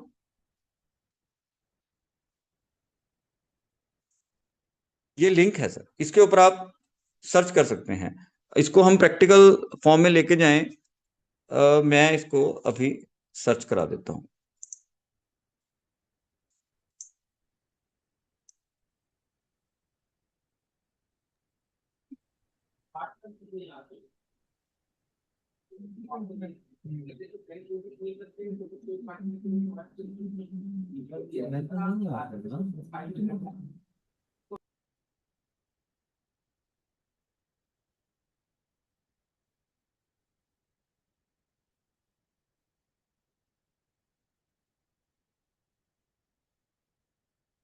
ये सर विजिबल है साइट अभी right now. Your PPT is visible but site is not visible, so site is not visible. जी तो ये लिंक कैसे विजिबल होगा इसमें? एक्चुअली मेरे को ये लिंक जो है वो उसको वहां पे मैं लेके गया था क्योंकि यहाँ पे लिंक वर्क नहीं कर रहा। जी sir. You can copy paste it, sir, on Google or Chrome. मैंने कॉपी पेस्ट तो किया है। ये स्क्रीन मेरे पास सामने आ रही है, तो क्या है आपके पास यहाँ पे, ये विजिबल है right now? Only your PPT is visible, sir. Right sir, चलिए ये सर लिंक है, इसके ऊपर हम लोग सर्च कर सकते हैं ट्रेडमार्क के लिए। बेसिकली सर जब जैसे ही हम ट्रेडमार्क इस लिंक के ऊपर क्लिक करेंगे तो मेरे पास एक स्क्रीन सामने आ जाती है, जिसमें मेरे को वो ट्रेडमार्क एज वेल एज उसकी क्लास सर्च करने के लिए बोलता है। अब मैं आपको यहाँ पे वो दिखा नहीं पा रहा हूँ क्योंकि मेरा जो लिंक है जो वर्किंग नहीं कर रहा। अदरवाइज आप अपने अपने मोबाइल के ऊपर कहीं भी जाना चाहें, या फिर राइट नाउ अगर आपके पास कोई पीसी है जहां पे भी आप जाना चाहें, तो ये गूगल पे जाएंगे, simply TM search India trademark search के ऊपर जाएंगे, तो वहां पे हमारे पास एक विंडो ओपन हो जाएगी। उसमें सिंपली जो भी वर्ड आप फाइंड आउट करना चाहते हैं वो आप टाइप करेंगे, एज वेल एज उसकी क्लास टाइप करेंगे। अब एक नेक्स्ट विंडो में हम एक क्लास भी डिस्कस करेंगे। वो जब हम इसमें डालेंगे, फॉर एग्जाम्पल अगर मैं अपना नाम सर्च करूं शेखर, तो मैं उसमें नाम डाल के क्लास कोई भी डालता हूं, तो मेरे को वो बहुत सारे ट्रेडमार्क शो कर देगा कि आपके नाम के जी इतने सारे ट्रेडमार्क्स हैं। तो फर्स्ट ऑफ ऑल सर मेरे को यही सर्च करना है कि अब मैं शेखर की बात करूं तो शेखर नाम से वो मेरे को क्लास 5 में 2 ट्रेडमार्क ऑलरेडी दिखा रहा है। तो अगर वो ऑलरेडी ट्रेडमार्क मेरा रजिस्टर्ड है मेरे नाम से और प्रोडक्ट्स जो मैं यूज करना चाहता हूं, तो I should not go for that application, मुझे उसको चेंज करना चाहिए। तो इस लिंक से आप लोग ट्रेडमार्क को सर्च कर सकते हैं, राइट। और जब आप ट्रेडमार्क सर्च करेंगे उसमें आपको राइट क्लास भी सिलेक्ट करनी है। अगर हम सर मैं मोबाइल की बात करूं, दिस इज अ मोबाइल के लिए जो क्लास है वो 9 है। There are total 45 classes in trademark sir. इतनी हमारी ट्रेडमार्क की क्लासेस हैं, डिफरेंट डिफरेंट प्रोडक्ट्स के लिए डिफरेंट डिफरेंट क्लासेस हैं। 1 to 34 जो क्लास है वो गुड्स के लिए है, एंड 35 to 45 जो क्लास है दैट इज फॉर सर्विसेज। ये इतनी हमारी ट्रेडमार्क की क्लासेस हैं। हमको जो भी प्रोडक्ट को रजिस्टर करना है, हमको उसकी राइट जो क्लास है वो सिलेक्ट करनी पड़ेगी। ये सर एक लिस्ट है क्लासेस की, सॉरी इंडिकेटिव लिस्ट है। फॉर एग्जांपल अगर मैं फार्मास्यूटिकल की बात करूं तो क्लास 5 मेरे को सर्च करनी है कि मेरा जो प्रोडक्ट है वो क्लास 5 में आता है। अगर मेरे को मेटल गुड्स में जाना है तो क्लास 6 में फॉल करता है, केमिकल्स में जाना है तो क्लास 1 में। So first of all I have to check कि मेरा जो प्रोडक्ट है वो कौन सी क्लास में फॉल करता है, और सर्च करते हुए मुझे उस क्लास को ही सर्च करना है। फॉर एग्जाम्पल अगर मैं एप्पल की बात करूं तो वो मोबाइल एसेसरीज के लिए रजिस्टर हो सकता है 9 नंबर क्लास में, राइट, वो ऑलरेडी रजिस्टर है, कोई इशू नहीं। हम लोग व्हीकल्स में जाना चाहते हैं क्लास 12 में, यू कैन गो, कोई प्रॉब्लम नहीं है, कोई इसके अंदर आपको ऑब्स्टेकल नहीं है। मतलब सेम क्लास के अंदर आप नहीं जा सकते उस नाम के लिए, बट आप डिफरेंट क्लास में जा सकते हैं। बिकॉज ट्रेडमार्क में एक लॉ है कि आपने अगर एक क्लास में अपना प्रोडक्ट रजिस्टर करवा लिया है, you don't get the monopoly on all the classes. आपको मोनोपोली नहीं मिलती कि आपका सभी क्लासेस के ऊपर ट्रेडमार्क हो गया। आप सिर्फ अपनी क्लास में अपने पर्टिकुलर प्रोडक्ट के लिए आपका ट्रेडमार्क होगा, बाकी प्रोडक्ट्स जो हैं उनके ऊपर आपका ट्रेडमार्क नहीं है। फॉर एग्जाम्पल अगर मैं केमिकल की बात करूं 1 नंबर क्लास की, आपका एक प्रोडक्ट है पेस्टिसाइड फॉर एग्जाम्पल, ठीक है, वो आपने रजिस्टर्ड करवा लिया क्लास 1 में, कुछ नाम था आपने रजिस्टर्ड करवा लिया, लेकिन क्लास 1 में 5 प्रोडक्ट्स और भी हैं, ठीक है, मैं जस्ट फॉर एग्जांपल बता रहा हूँ, 5 प्रोडक्ट्स और भी। सेकंड प्रोडक्ट के लिए आपने रजिस्टर नहीं करवाया, आपको जरूरत नहीं थी, because you don't deal in that product. तो कोई और पर्सन उस प्रोडक्ट के लिए सेम नाम को रजिस्टर करवा सकता है जो नाम आपका है। इट्स क्लियर कि आप एक क्लास में अपने प्रोडक्ट्स के लिए ही ट्रेडमार्क रजिस्टर करवा सकते हैं। प्रोडक्ट आप चाहे एक बार एप्लीकेशन में 25 डाल दीजिए, कोई प्रॉब्लम नहीं है, वो सबके सब कवर हो जाएंगे, ठीक है। लेकिन 25 के बाद जो 26वां प्रोडक्ट है वो कोई और रजिस्टर करवा सकता है, उसको कोई नहीं रोक सकता। तो इसलिए जब भी आपको ट्रेडमार्क की एप्लीकेशन डालनी है, नंबर ऑफ प्रोडक्ट्स जो आपने उसमें ऐड करने हैं वो सही होने चाहिए, ठीक है। वो क्लाइंट से डिस्कशन से ही पता लगता है कि वो कौन कौन से प्रोडक्ट्स में डील कर रहा है या करने वाला है, ठीक है। उसके अकॉर्डिंग आप 4 प्रोडक्ट आज और भी ऐड कर दीजिए, कोई प्रॉब्लम नहीं है, क्योंकि फीस उतनी ही है एप्लीकेशन में, सर्विस उतनी ही है, एवरीथिंग इज सेम। तो आज ही आप उस एप्लीकेशन में 5-7 प्रोडक्ट्स जो है एडिशनल डाल दीजिए, कोई प्रॉब्लम नहीं है। सेकंड थिंग, अगर आपको आपका प्रोडक्ट लगता है कि आपने नाम तो एक रखना है, लेकिन प्रोडक्ट आपने दो डिफरेंट डिफरेंट क्लासेस के डील करने हैं। फॉर एग्जाम्पल, आपने नाम रखना है बिरला, आप केमिकल में भी डील करना चाहते हैं, आप पेंट में भी डील करना चाहते हैं, आप ऑयल में भी डील करना चाहते हैं, नाम आपका सेम है। तो इन दैट केस सर आपको सभी क्लासेस के लिए ना डिफरेंट डिफरेंट एप्लीकेशन फाइल करनी पड़ेगी। आपके पास 45 क्लासेस हैं, जो जो प्रोडक्ट्स में आप डील करना चाहते हैं उन सभी क्लासेस में आपको अपने प्रोडक्ट फाइंड आउट करने पड़ेंगे, और जिस क्लास में आपका प्रोडक्ट फॉल करता होगा इन दैट पर्टिकुलर क्लास ही आप लोग एप्लीकेशन फाइल कर सकते हैं, राइट। तो ये क्लासेस हैं, आपको सही क्लास जो है वो सिलेक्ट करनी है while choosing product. And these are the some documents, ये जो डॉक्यूमेंट्स है आपको प्रिपेयर करने हैं, जैसे उसके केवाईसी डॉक्यूमेंट्स हैं, पार्टनरशिप डीड है, Aadhaar, Udyam, GST certificate, all these are. और एक इसमें TM45 की बात की है, that is the authority letter, अगर आप पावर अटॉर्नी के तौर पे काम कर रहे हैं राइट नाउ तो ये भी चाहिए होगा। एक यूजर एफिडेविट है, वो मैं आपको एक नेक्स्ट स्लाइड में इसका मीनिंग समझाऊंगा क्या है user affidavit for claiming prior use. Sometime क्या होता है, आप लोग ट्रेडमार्क रजिस्टर करवाना चाहते हैं, आज आप एप्लीकेशन डालना चाहते हैं, लेकिन वो नाम आप पिछले 2 साल से यूज कर रहे हैं। तो डिपार्टमेंट ने एक आपको ऑप्शन दी है कि आप, ठीक है, 2 साल पहले की डेट डाल दीजिए, that is known as back dated, but for that आपको कुछ एविडेंस देना पड़ेगा, एज वेल एज एक एफिडेविट देना पड़ेगा कि आप लोग इसको 2 साल से यूज कर रहे हैं। एविडेंस में क्या है, एविडेंस में कोई इनवॉइस दे सकते हैं, कोई आपकी एडवर्टाइजमेंट थी किसी पेपर में वो दे सकते हैं, तो आपको evidence as well as affidavit provide करना पड़ेगा। तो ये सारे डॉक्यूमेंट्स जब आपके रेडी हो जाएंगे तो हम एप्लीकेशन फाइल कर सकते हैं। एक बार दोबारा से चलते हैं, identify the mark and after that search कीजिए कि वो सिमिलर नहीं है। थर्ड, राइट क्लास सेलेक्ट कीजिए, ये क्लासेस हैं इनमें से, एंड दे डॉक्यूमेंट्स रेडी कीजिए। जब ये सारे डॉक्यूमेंट्स और ये क्लासेस आपके रेडी हैं, then you are ready to file the application. चलिए अब चलते हैं सर ऑनलाइन ट्रेडमार्क एप्लीकेशन के ऊपर, कैसे फाइल करना है। Sir this is the official link of trademark, this is the official link user file. ये यहाँ पे आप लोग ट्रेडमार्क फाइल करेंगे application, this is the link. जैसे ही आप इस लिंक के ऊपर क्लिक करेंगे ये विंडो ओपन होगी sir, this is the official filing site. ये विंडो ओपन होगी, इसमें अपने पास लॉगिन पासवर्ड की ऑप्शन है। अब अगर आप ऑलरेडी लॉगिन है, आपने आईडी क्रिएट कर रखी है तो आप लॉगिन करेंगे, अदरवाइज हमारे पास यहाँ पे ऑप्शन है न्यू यूजर साइन अप की। सर यहाँ से आप अपने क्लाइंट का new user sign up create करेंगे। सिंपली साइन अप क्रिएट करने के लिए वही सिंपल स्टेप्स हैं, जैसे आप लॉगिन करेंगे, नाम, address, mail ID, mobile number.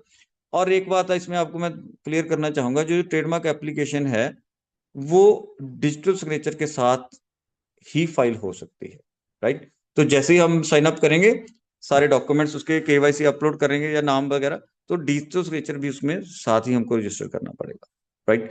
So this is the first window trademark को लॉगिन करने के लिए। जैसे आप इसको सर लॉगिन कर लेते हैं, साइन अप कर लेते हैं, इंफॉर्मेशन फाइल कर देते हैं, you will get this dashboard. ये डैशबोर्ड सर आपके पास सामने आ गया, आपने लॉगिन कर लिया, साइन अप कर लिया, इंफॉर्मेशन डाल दी, साइन करने के बाद आपके पास यहाँ पे ऑप्शन आ जाएगी। ये देखिए, ये जो विंडो है इसमें ना जितनी भी आपकी नोटिफिकेशंस हैं वो सारी इसमें शो करेगा। ट्रिब्यूनल ने आपका कोई ट्रेडमार्क एक्सेप्ट किया है लास्ट कुछ पीरियड में, कोई एग्जामिनेशन रिपोर्ट इश्यू की है, हियरिंग नोटिस। राइट नाउ अभी मेरे पास 33 हियरिंग नोटिस पेंडिंग है, अगर मैं इसको मतलब आई वांट टू अटेंड, अभी मेरे को अटेंड करने हैं कमिंग पीरियड में। रिफ्यूजल नोटिस, समटाइम क्या आता है कि हम लोग ऐसी एप्लीकेशन फाइल कर देते हैं जिसमें हम लोग एविडेंस नहीं दे पाते, ड्यूरिंग ऑपोजिशन हम लोग अपीयर नहीं होते, तो वो डिपार्टमेंट उसको रिफ्यूज कर देगा, राइट। एग्जामिनेशन डिपार्टमेंट ने भी एक यहाँ पे मेरे को नोटिफिकेशन दी है, उन्होंने कोई एग्जामिनेशन रिपोर्ट जो है वो इश्यू की होगी।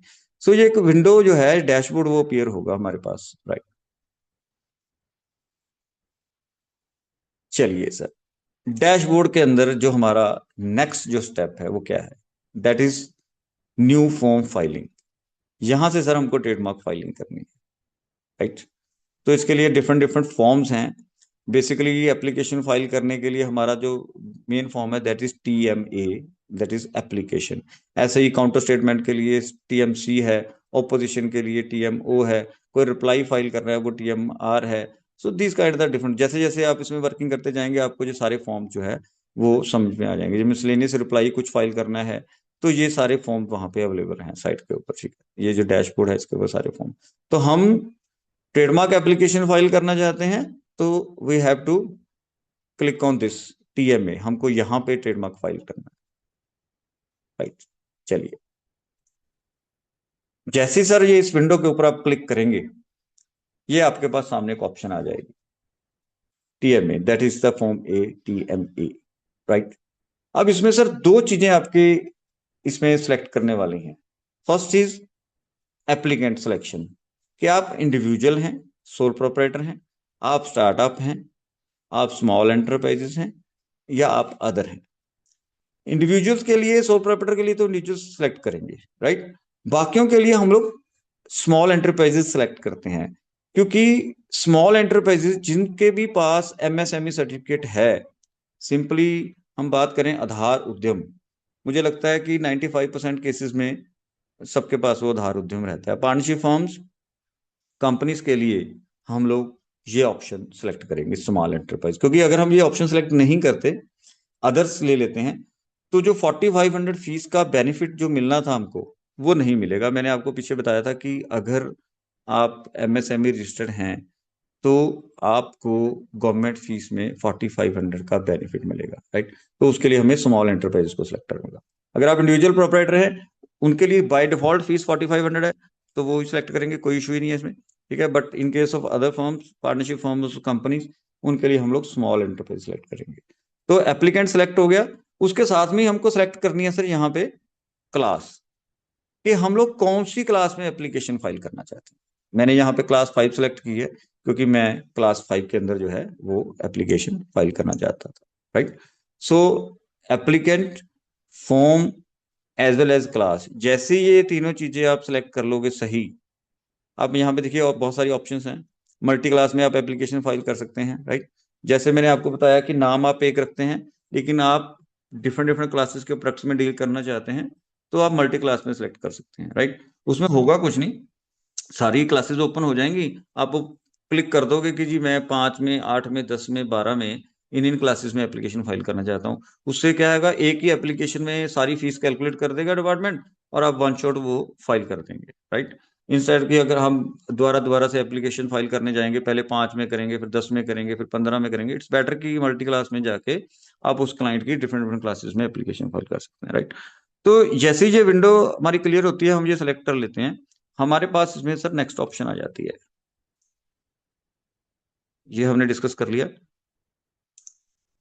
हम लोग अंदर सिस्टम में पहुंच जाते हैं, लॉगिन में पहुंच जाते हैं, जहां पे ये एप्लीकेशन फाइल होगी, ये एप्लीकेशन ओपन हो जाती है। हमने सर पीछे डिस्कस किया था कि हम लोग जो ट्रेडमार्क फाइल कर सकते हैं वो वर्ड में फाइल कर सकते हैं, यानी कि ओनली नेम फाइल करना है आपको, कोई लोगो या डिवाइस आपने फाइल नहीं करना। आपने डिवाइस फाइल करना है, डिवाइस विंडो से आपको लोगो फाइल करना है, तो आपको डिवाइस की ऑप्शन सेलेक्ट करनी पड़ेगी। अगर आपने वर्ड फाइल करना है, नेम करना है, तो नेम की करनी पड़ेगी। अगर आपने पर्टिकुलर शेप ऑफ गुड्स के लिए करना है, देखिए जो व्हीकल्स होते हैं ना, क्लास 12 में है, जो गाड़ियां होती हैं, उनकी शेप का ट्रेडमार्क होता है कि वो कोई शेप कोई ना कोई कॉपी कर सके, राइट। कलर के लिए आप कोई पर्टिकुलर इमेज बना के उसका पर्टिकुलर कलर रखना चाहते हैं, तो वो कोई यूज नहीं कर पाएगा, तो वो कलर में भी फाइल हो जाता है। 99% केसेस के अंदर आपकी एप्लीकेशन या तो वर्ड में फाइल होगी या डिवाइस में फाइल होगी। जिसमें भी साथ में लोगो है वो डिवाइस में फाइल होगी, जिसमें लोगो नहीं है वो वर्ड में फाइल होगी, ठीक है। ये दो कंसंट्रेशन वाली बातें हैं, डिवाइस और वर्ड। हम लोग सजेस्ट करते हैं क्लाइंट को कि आप लोगो जो है वो साथ में ही रजिस्टर करवा लीजिए, क्योंकि आज अगर आपने वर्ड रजिस्टर करवा लिया और 1 साल के बाद उसको लगता है कि यार मेरे को लोगो भी कराना था, तो दोबारा से एप्लीकेशन डालनी पड़ेगी। ट्रेडमार्क की एप्लीकेशन अपडेट नहीं होती, रिवाइज नहीं होती, कुछ नहीं होता, रजिस्टर्ड के बाद वो सिर्फ रिन्यू होती है आफ्टर 10 ईयर्स। तो वो सजेस्ट दैट कि आप राइट नाउ ही लोगो उसका क्रिएट कर लीजिए और डिवाइस में फाइल कीजिए। इसमें एक ऑप्शन अभी रिसेंटली जनरेट हुई है सर, AI/ML बेस्ड। ये क्या है, डिपार्टमेंट ने ना एक ऑप्शन प्रोवाइड की है कि आप चेक कीजिए जो डिवाइस या नाम आप लोग डाल रहे हैं, अभी अप्लाई कर रहे हैं, उसके लिए एक AI की विंडो बना दी है, उसमें वो डालिए। डालने के बाद वो चेक करेगा कि आपका नाम या इमेज किसी के साथ सिमिलर तो नहीं है, तो वो सामने आपको कुछ ऑप्शंस दिखा देगा। तो अभी कोई भी एप्लीकेशन फाइल करने के लिए ना ये ऑप्शन क्लिक करनी पड़ती है, यस वी हैव सर्च, कि हमने यहाँ पे सर्च कर लिया है। जब तक आप इसको क्लिक नहीं करोगे यस को, ये एप्लीकेशन आगे नहीं बढ़ेगी।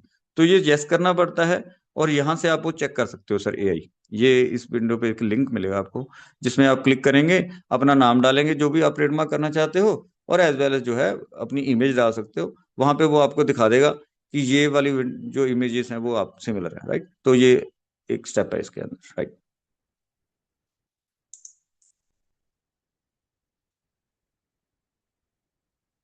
जैसे ही सर आप ये सिलेक्ट कर लेते हैं कि ये जो वर्ड था या लोगो था, नेक्स्ट था इसमें जो विंडो है वो क्लास ऑफ गुड्स में गुड्स एंड सर्विसेज किया जाती है।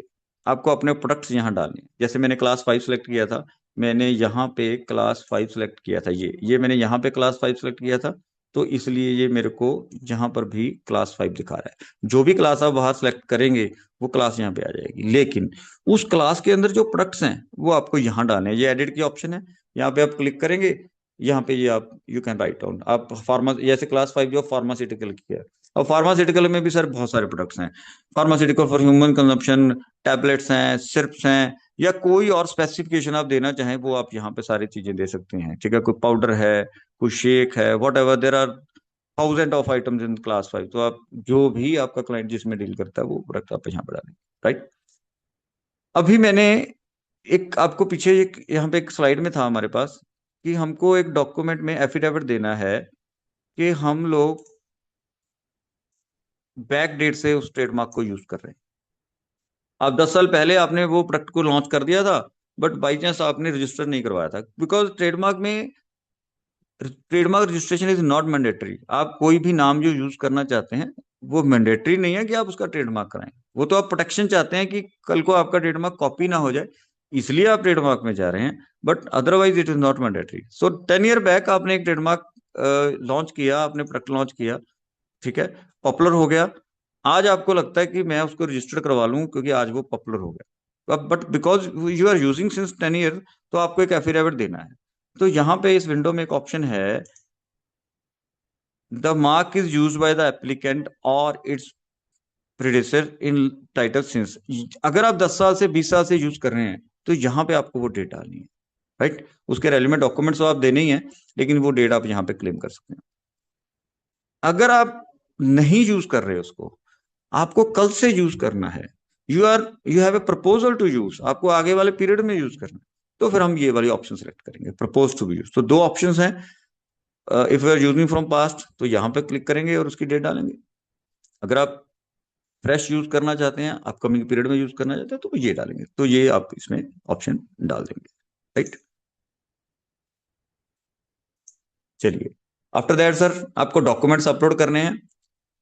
क्या क्या डॉक्यूमेंट्स हैं आपके? कुछ केवाईसी है, जीएसटी है, एक आपका उधार उद्यम है जैसे वट एवर, ठीक है। अगर आपका कोई लोगो है, आपको कुछ एफिडेविट देना है, ये power of attorney, all these documents to be uploaded. वहां पे एक ऑप्शन आएगी अपलोड करने की, आप लोग इसको ट्रेडमार्क को अपलोड कर देंगे, ये आप डॉक्यूमेंट्स अपलोड कर देंगे।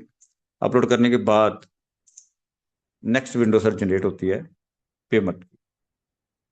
बाय डिफॉल्ट 4500 फीस जो है वो वहां पे जनरेट होगी अगर आपने सारी ऑप्शन सही सिलेक्ट की हैं। आपने इंडिविजुअल के लिए सिलेक्ट किया है तो बाय डिफॉल्ट 4500 आएगा।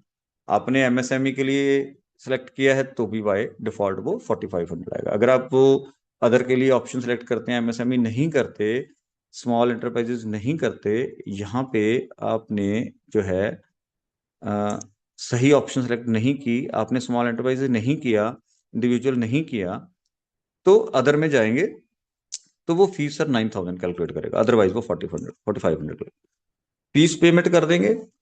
एप्लीकेशन डिजिटल सिग्नेचर लगा देंगे, एप्लीकेशन जो है वो सबमिट हो जाएगी, डिपार्टमेंट के पास चली जाएगी। जैसे ही आपकी एप्लीकेशन फाइल हो जाएगी, ट्रेडमार्क की साइट जो मैं ये लिंक आपको बता रहा था, इस लिंक के ऊपर जाके आप इसको 24 घंटे के बाद सर्च करेंगे तो वहां पे वो शो करने लग जाएगा आपको।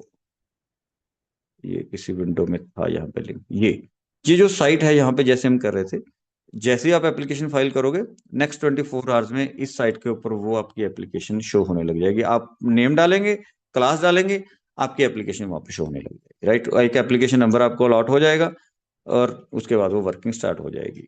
एप्लीकेशन आपने फाइल कर दी। एप्लीकेशन फाइल करने के बाद वैसे तो ये प्रोसेस है सारी, ये हम लोग डिस्कस करके आए हैं। अभी हमने सिर्फ ये फाइल किया है टीएमए, राइट। नंबर अलॉट हो गया आपको। अब क्या होगा, डिपार्टमेंट एग्जामिन करेगा। एग्जामिनेशन में राइट नाउ जो बैकलॉग है 8 से 9 महीने का है। इतनी एप्लीकेशंस फाइल हो रही हैं, मैंने जैसे बताया कि अप्रोक्सीमेटली 1500 एप्लीकेशन डेली फाइल हो रही हैं और 5 लाख एप्लीकेशन एक साल में फाइल हो जाती हैं। तो बैकलॉग इतना है अभी डिपार्टमेंट के पास, 7 से 8 महीने लगते हैं सर एग्जामिन होने।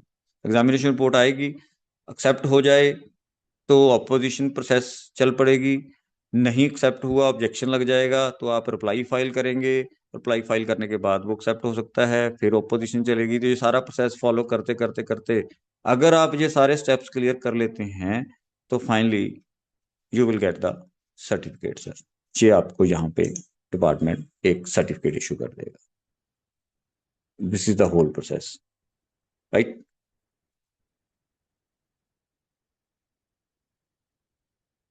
सो it take sir almost 2 years। आज के टाइम में बात करें, एक नॉर्मल एप्लीकेशन को 2 साल लग जाते हैं रजिस्टर होने के लिए, क्योंकि 8 से 9 महीने का टाइम तो एग्जामिनेशन का है। एग्जामिनेशन के बाद 4 months का जो टाइम है ऑपोजिशन के लिए है। अगर कोई ऑपोजिशन फाइल कर देता है उसके बाद फर्दर फाइलिंग्स हैं, एविडेंसेस हैं, वो 7 से 8 महीने वो लेते हैं। तो ऑलमोस्ट 24 months का जो पीरियड है वो अमूमन लग जाता है। और उन 24 months में जितनी भी लिटिगेशन आएगी वो सारी लिटिगेशन आपको हैंडल करनी है for your client. And I think all the services are great opportunity for us. हम लोग ये सारा कुछ कर सकते हैं, फाइलिंग कर सकते हैं, ठीक है। ऑपोजिशन हम लोग कर सकते हैं, ऑब्जेक्शन हम लोग रिप्लाई कर सकते हैं, हम लोग सारा कुछ ये ड्राफ्ट कर सकते हैं। So these are the opportunity sir. चलिए सर, अभी आपका रजिस्ट्रेशन सर्टिफिकेट आपके पास आ गया, राइट। अभी भी अपॉर्चुनिटी जो है वो खत्म नहीं हुई। हम लोग आगे बढ़ेंगे नेक्स्ट स्टेप के लिए, दैट इज रीइंबर्समेंट सर। जैसे मैंने डिस्कस किया कि जो एमएसएमईज हैं उनके लिए government fees as well as professional charges, ये दोनों चार्जेस रीइंबर्स होते हैं सर, बट अप टू 10,000 होते हैं। प्रोफेशनल चार्जेस का बिल देंगे आप अपना, राइट। गवर्नमेंट फीस की रसीद जो है, जैसे आप 4500 की जो गवर्नमेंट फीस पे करेंगे इसकी एक रसीद जनरेट होती है, वो आपने अटैच करनी है। और कुछ डॉक्यूमेंट्स हैं, वो डॉक्यूमेंट्स डिपार्टमेंट को आप अप्लाई करेंगे। ये एमएसएमई पोर्टल पे जाएंगे, वहां पे एक ऑप्शन आ जाती है रीइंबर्समेंट ऑफ ट्रेडमार्क फीस, ठीक है। वहां पे जाएंगे, उसमें आपको सारे डॉक्यूमेंट्स ये अपलोड करने हैं। ये सर डॉक्यूमेंट्स हैं, ट्रेडमार्क की एक्नॉलेजमेंट, फीस, उद्यम सर्टिफिकेट वगैरह हो गया, फीस की सीट होगी, प्रोफेशनल इनवॉइस हो गया, आपकी बैंक डिटेल्स मींस क्लाइंट्स की बैंक डिटेल्स होगी, एफिडेविट डिक्लेरेशन होगी कि आप जो है वो इसका पहले आपने कभी रिफंड नहीं लिया, ठीक है। तो this kind of documents are there. जैसे ये सारे डॉक्यूमेंट्स आप वहाँ पे अपलोड कर देंगे, डिपार्टमेंट के पास जाएगा। रिफंड जो है इट टेक 6 to 8 months, इतना टाइम लग रहा है, इसमें लग जाता है, ठीक है। लेकिन कोई इशू नहीं, हम लोग हम हमें अप्लाई करना चाहिए। अगर गवर्नमेंट ने हमें कोई ऑप्शन दी है, कोई स्कीम दी है, हमें उसमें जाना चाहिए, हमें ये फाइल करना चाहिए। वो आज नहीं तो कल जो है वो रिइंबर्समेंट उसकी आ जाएगी।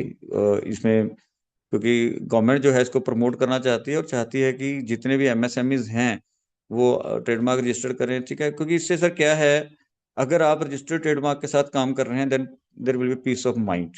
सबसे पहले आपको ये डर नहीं होगा कि आपका कोई ट्रेडमार्क कॉपी कर ले, और ये डर नहीं होगा कि आपने किसी का कॉपी किया है। आज आप एक ट्रेडमार्क यूज कर रहे हैं, आप एक ब्रांड यूज कर रहे हैं, सामने से कोई पर्सन आ जाएगा, आपको लीगल नोटिस दे देगा कि सर ये तो ट्रेडमार्क मेरा रजिस्टर्ड है, क्योंकि उसने आपसे पहले रजिस्टर्ड करवा लिया, राइट। इन दैट केस आपके लिए प्रॉब्लम हो जाएगी।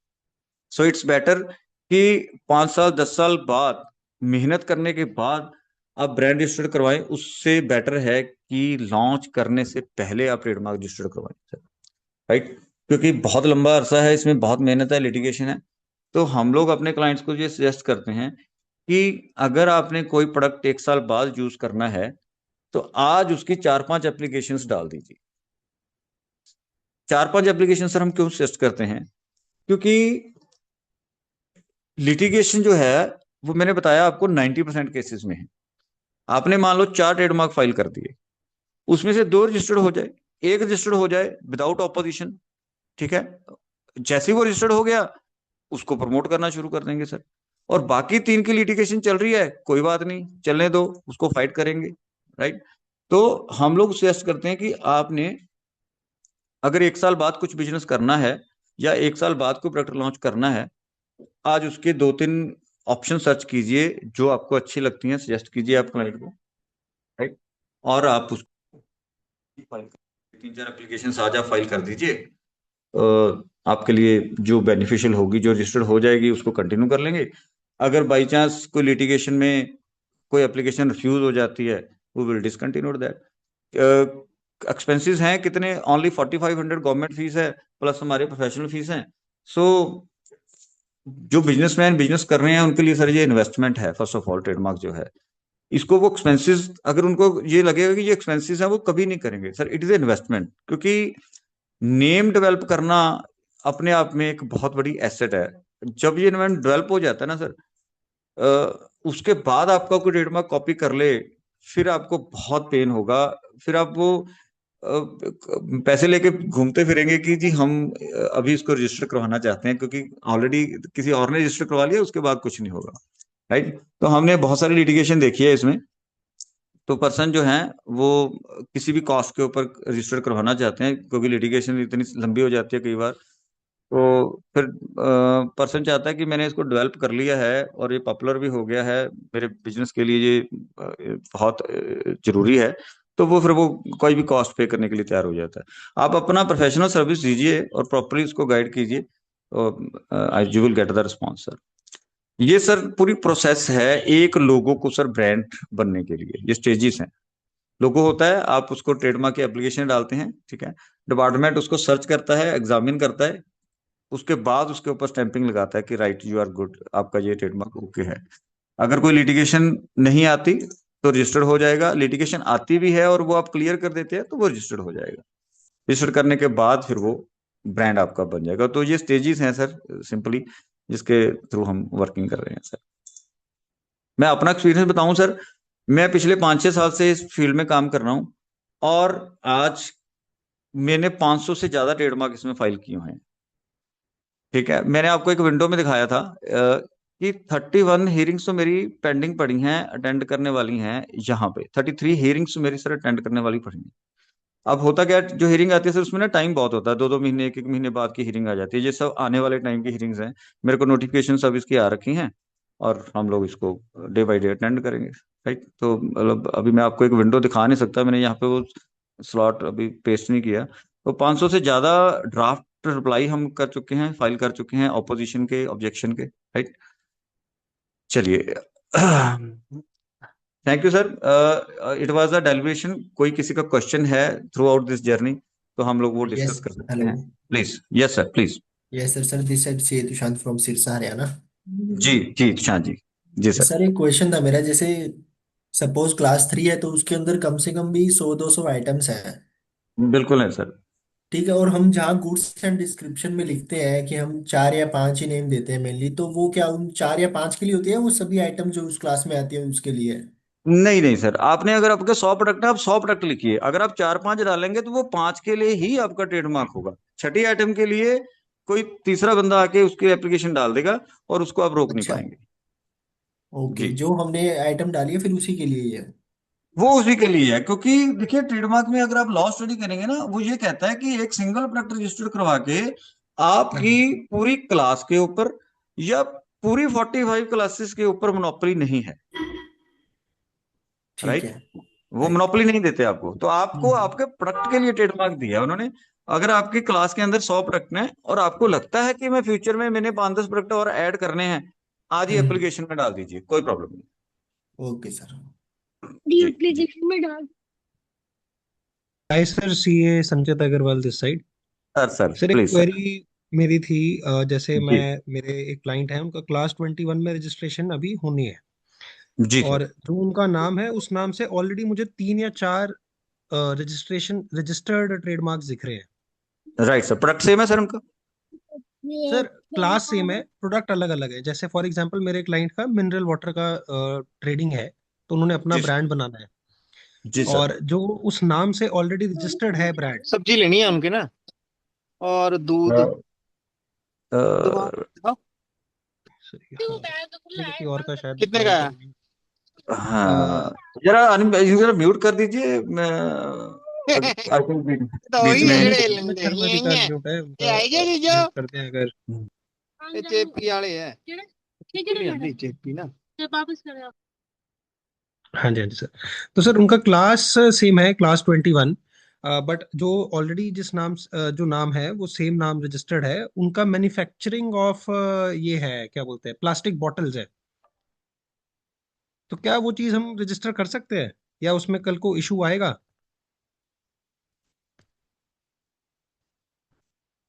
सर आपकी आवाज नहीं आ रही है।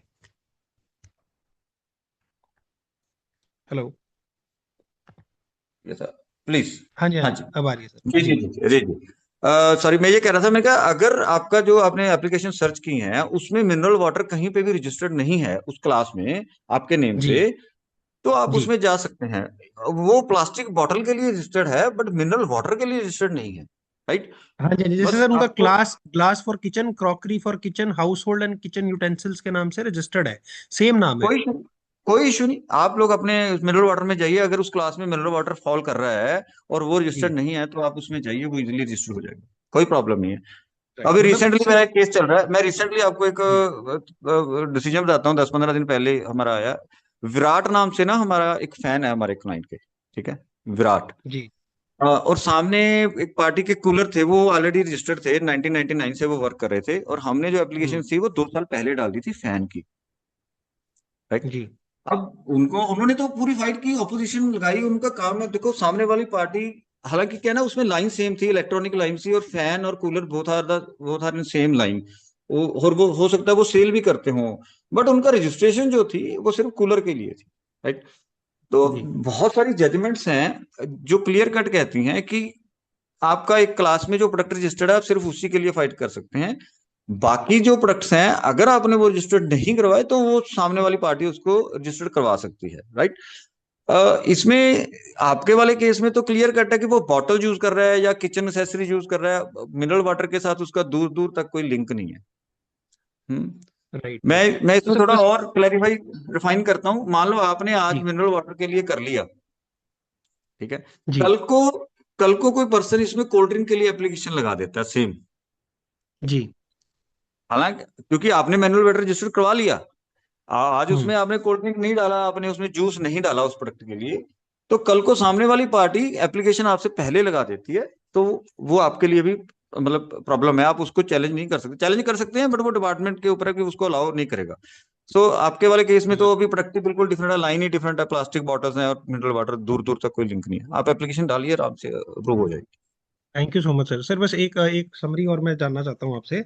अगर एक जी। क्लास में 10 प्रोडक्ट्स हैं, और तो हम्म। वो क्या उन 10 प्रोडक्ट्स के लिए डिफरेंट डिफरेंट कंपनीज रजिस्टर करा सकती है हाँ जी सर, ट्रेडमार्क? बिल्कुल करा सकते हैं, बिल्कुल करा सकते ओके। हैं। मैं बता रहा हूँ ना, एक क्लास में 100 प्रोडक्ट हैं सर, और वो नाम जो है वो सब अलग अलग कर सकते हैं, उसमें कोई प्रॉब्लम ही नहीं है। कहीं कोई कहीं पे कोई राइट, बार नहीं है। डिफरेंट डिफरेंट कंपनीज एक क्लास के डिफरेंट डिफरेंट प्रोडक्ट्स के लिए रजिस्टर करा सकती हैं, कोई प्रॉब्लम नहीं है, सेम प्रोडक्ट के लिए। समझ गया सर। राइट राइट जी राइट राइट। जी जी जी थैंक यू सो जी। Much sir, thank you so much. Sir my pleasure, so nice.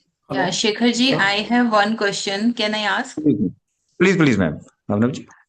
Yeah, Shekhar ji, in this, if suppose somebody has registered a trademark of a right. foreign company right. and registered by an Indian person who was a director, okay. and he has got the power of attorney only for the company to get registered, but okay. he has applied it in his name and it got registered. So my question is that is there a way to litigate this matter and take that trademark registration back? Right, ma'am. This is a matter of litigation. Basically, trademark department has no issue because he has applied for his own name, and the department itself don't know either he has authority or not, or he has the authority was only for the company. But if you have the resolution as well as you have the authority letter in record, you can file application in the respective court that he has misused that resolution and he has misused that authority letter. So they actually, what I have noticed in trademark, so although the authority is given on behalf of the company to a director for registration, but when you go for registration, the authorities do not look at that document so seriously and they registered it. Unlike ROC, unlike other authorities, where they are very particular about this, but trademark authority doesn't look like, suppose if from my company, own company, if I registered it, I can still register under my personal name. Yes, ma'am. Yes, ma'am. There is no such problem because the department itself don't have any issue. You can register with your name because how the department will come to know that you have given authority on the behalf of your company? So But department trademark. they should take that it, because there are a lot of cases which are happening where individuals or Indian directors are registering the company's logo or company's trademark, foreign company's trademark under their name. And we are getting queries from the embassies that this is what is happening nowadays. For that, ma'am, we can just give a representation to the trademark registry or department. Otherwise, there is no such bar on any person. He can register it on his personal name. I don't think trademark department will help you unless there is a clear law or any guidelines from judiciary. I don't think trademark department will help you because there is no such particular bar on to apply trademark on his own name. Because the department itself is not aware about that your company has given you authority on your name or for the company purpose. I don't think so. Trademark department will help you anymore unless there is a clear-cut law or any guidelines or directions are given by the judiciary. Okay. And second question. So there are companies, foreign companies who are registered, like let's see, overseas only in Europe. I'm talking about European companies. So they are registered overseas. Now they want their Indian subsidiary also to get registered under the same trademark in India. Or Right, maybe ma'am. a foreign company registered under the trademark, under their trademark in India. So if they have already got a trademark overseas, let's see in Vienna, so then Right. whether they can get that included in Vienna or they can get that separate registration in India. Madam, they have to file a separate application because if they have not filed a consolidated application in past, now they have option to file another application, independent application in India. And I will let me you show one screen, one side. Just a minute. I'm just finding out the option. You will get the benefit over here. इस window के बाद ना एक option थी यहाँ पे एक option आ जाती है कि आप जैसे ये प्रपोज टू यूज या यहाँ पे ये ऑलरेडी यूज है ना मैम, ये अगर आप शो कर रहे हैं कि ऑलरेडी वी आर यूजिंग, तो आपको वो एविडेंसेस प्रोवाइड करने पड़ेंगे कि we are using that trademark है ना इन कंट्री, तो आप उसका बेनिफिट ले सकते हैं but you have to file the application in India. ठीक है. एंड जो बाहर रजिस्ट्रेशन ली हुई है उसकी कॉपी भी लगानी है ना? राइट मैम, राइट, बिल्कुल लगाइए. वो आप उसके एप्लीकेशन के डॉक्यूमेंट्स लगाइए और सारे यहाँ पे डेट क्लेम कीजिए, using you are using since past, affidavit लगाइए और एविडेंसेस लगाइए. You will get the benefit, वो आपको इमीडिएटली मिल जाएगा. If it is not already registered with someone else, किसी और का रजिस्टर्ड वो नहीं हो जाना चाहिए. ठीक है, आपको बेनिफिट मिल सकता है बट किसी और ने वो रजिस्टर नहीं करवा लिया होना चाहिए. That is the issue.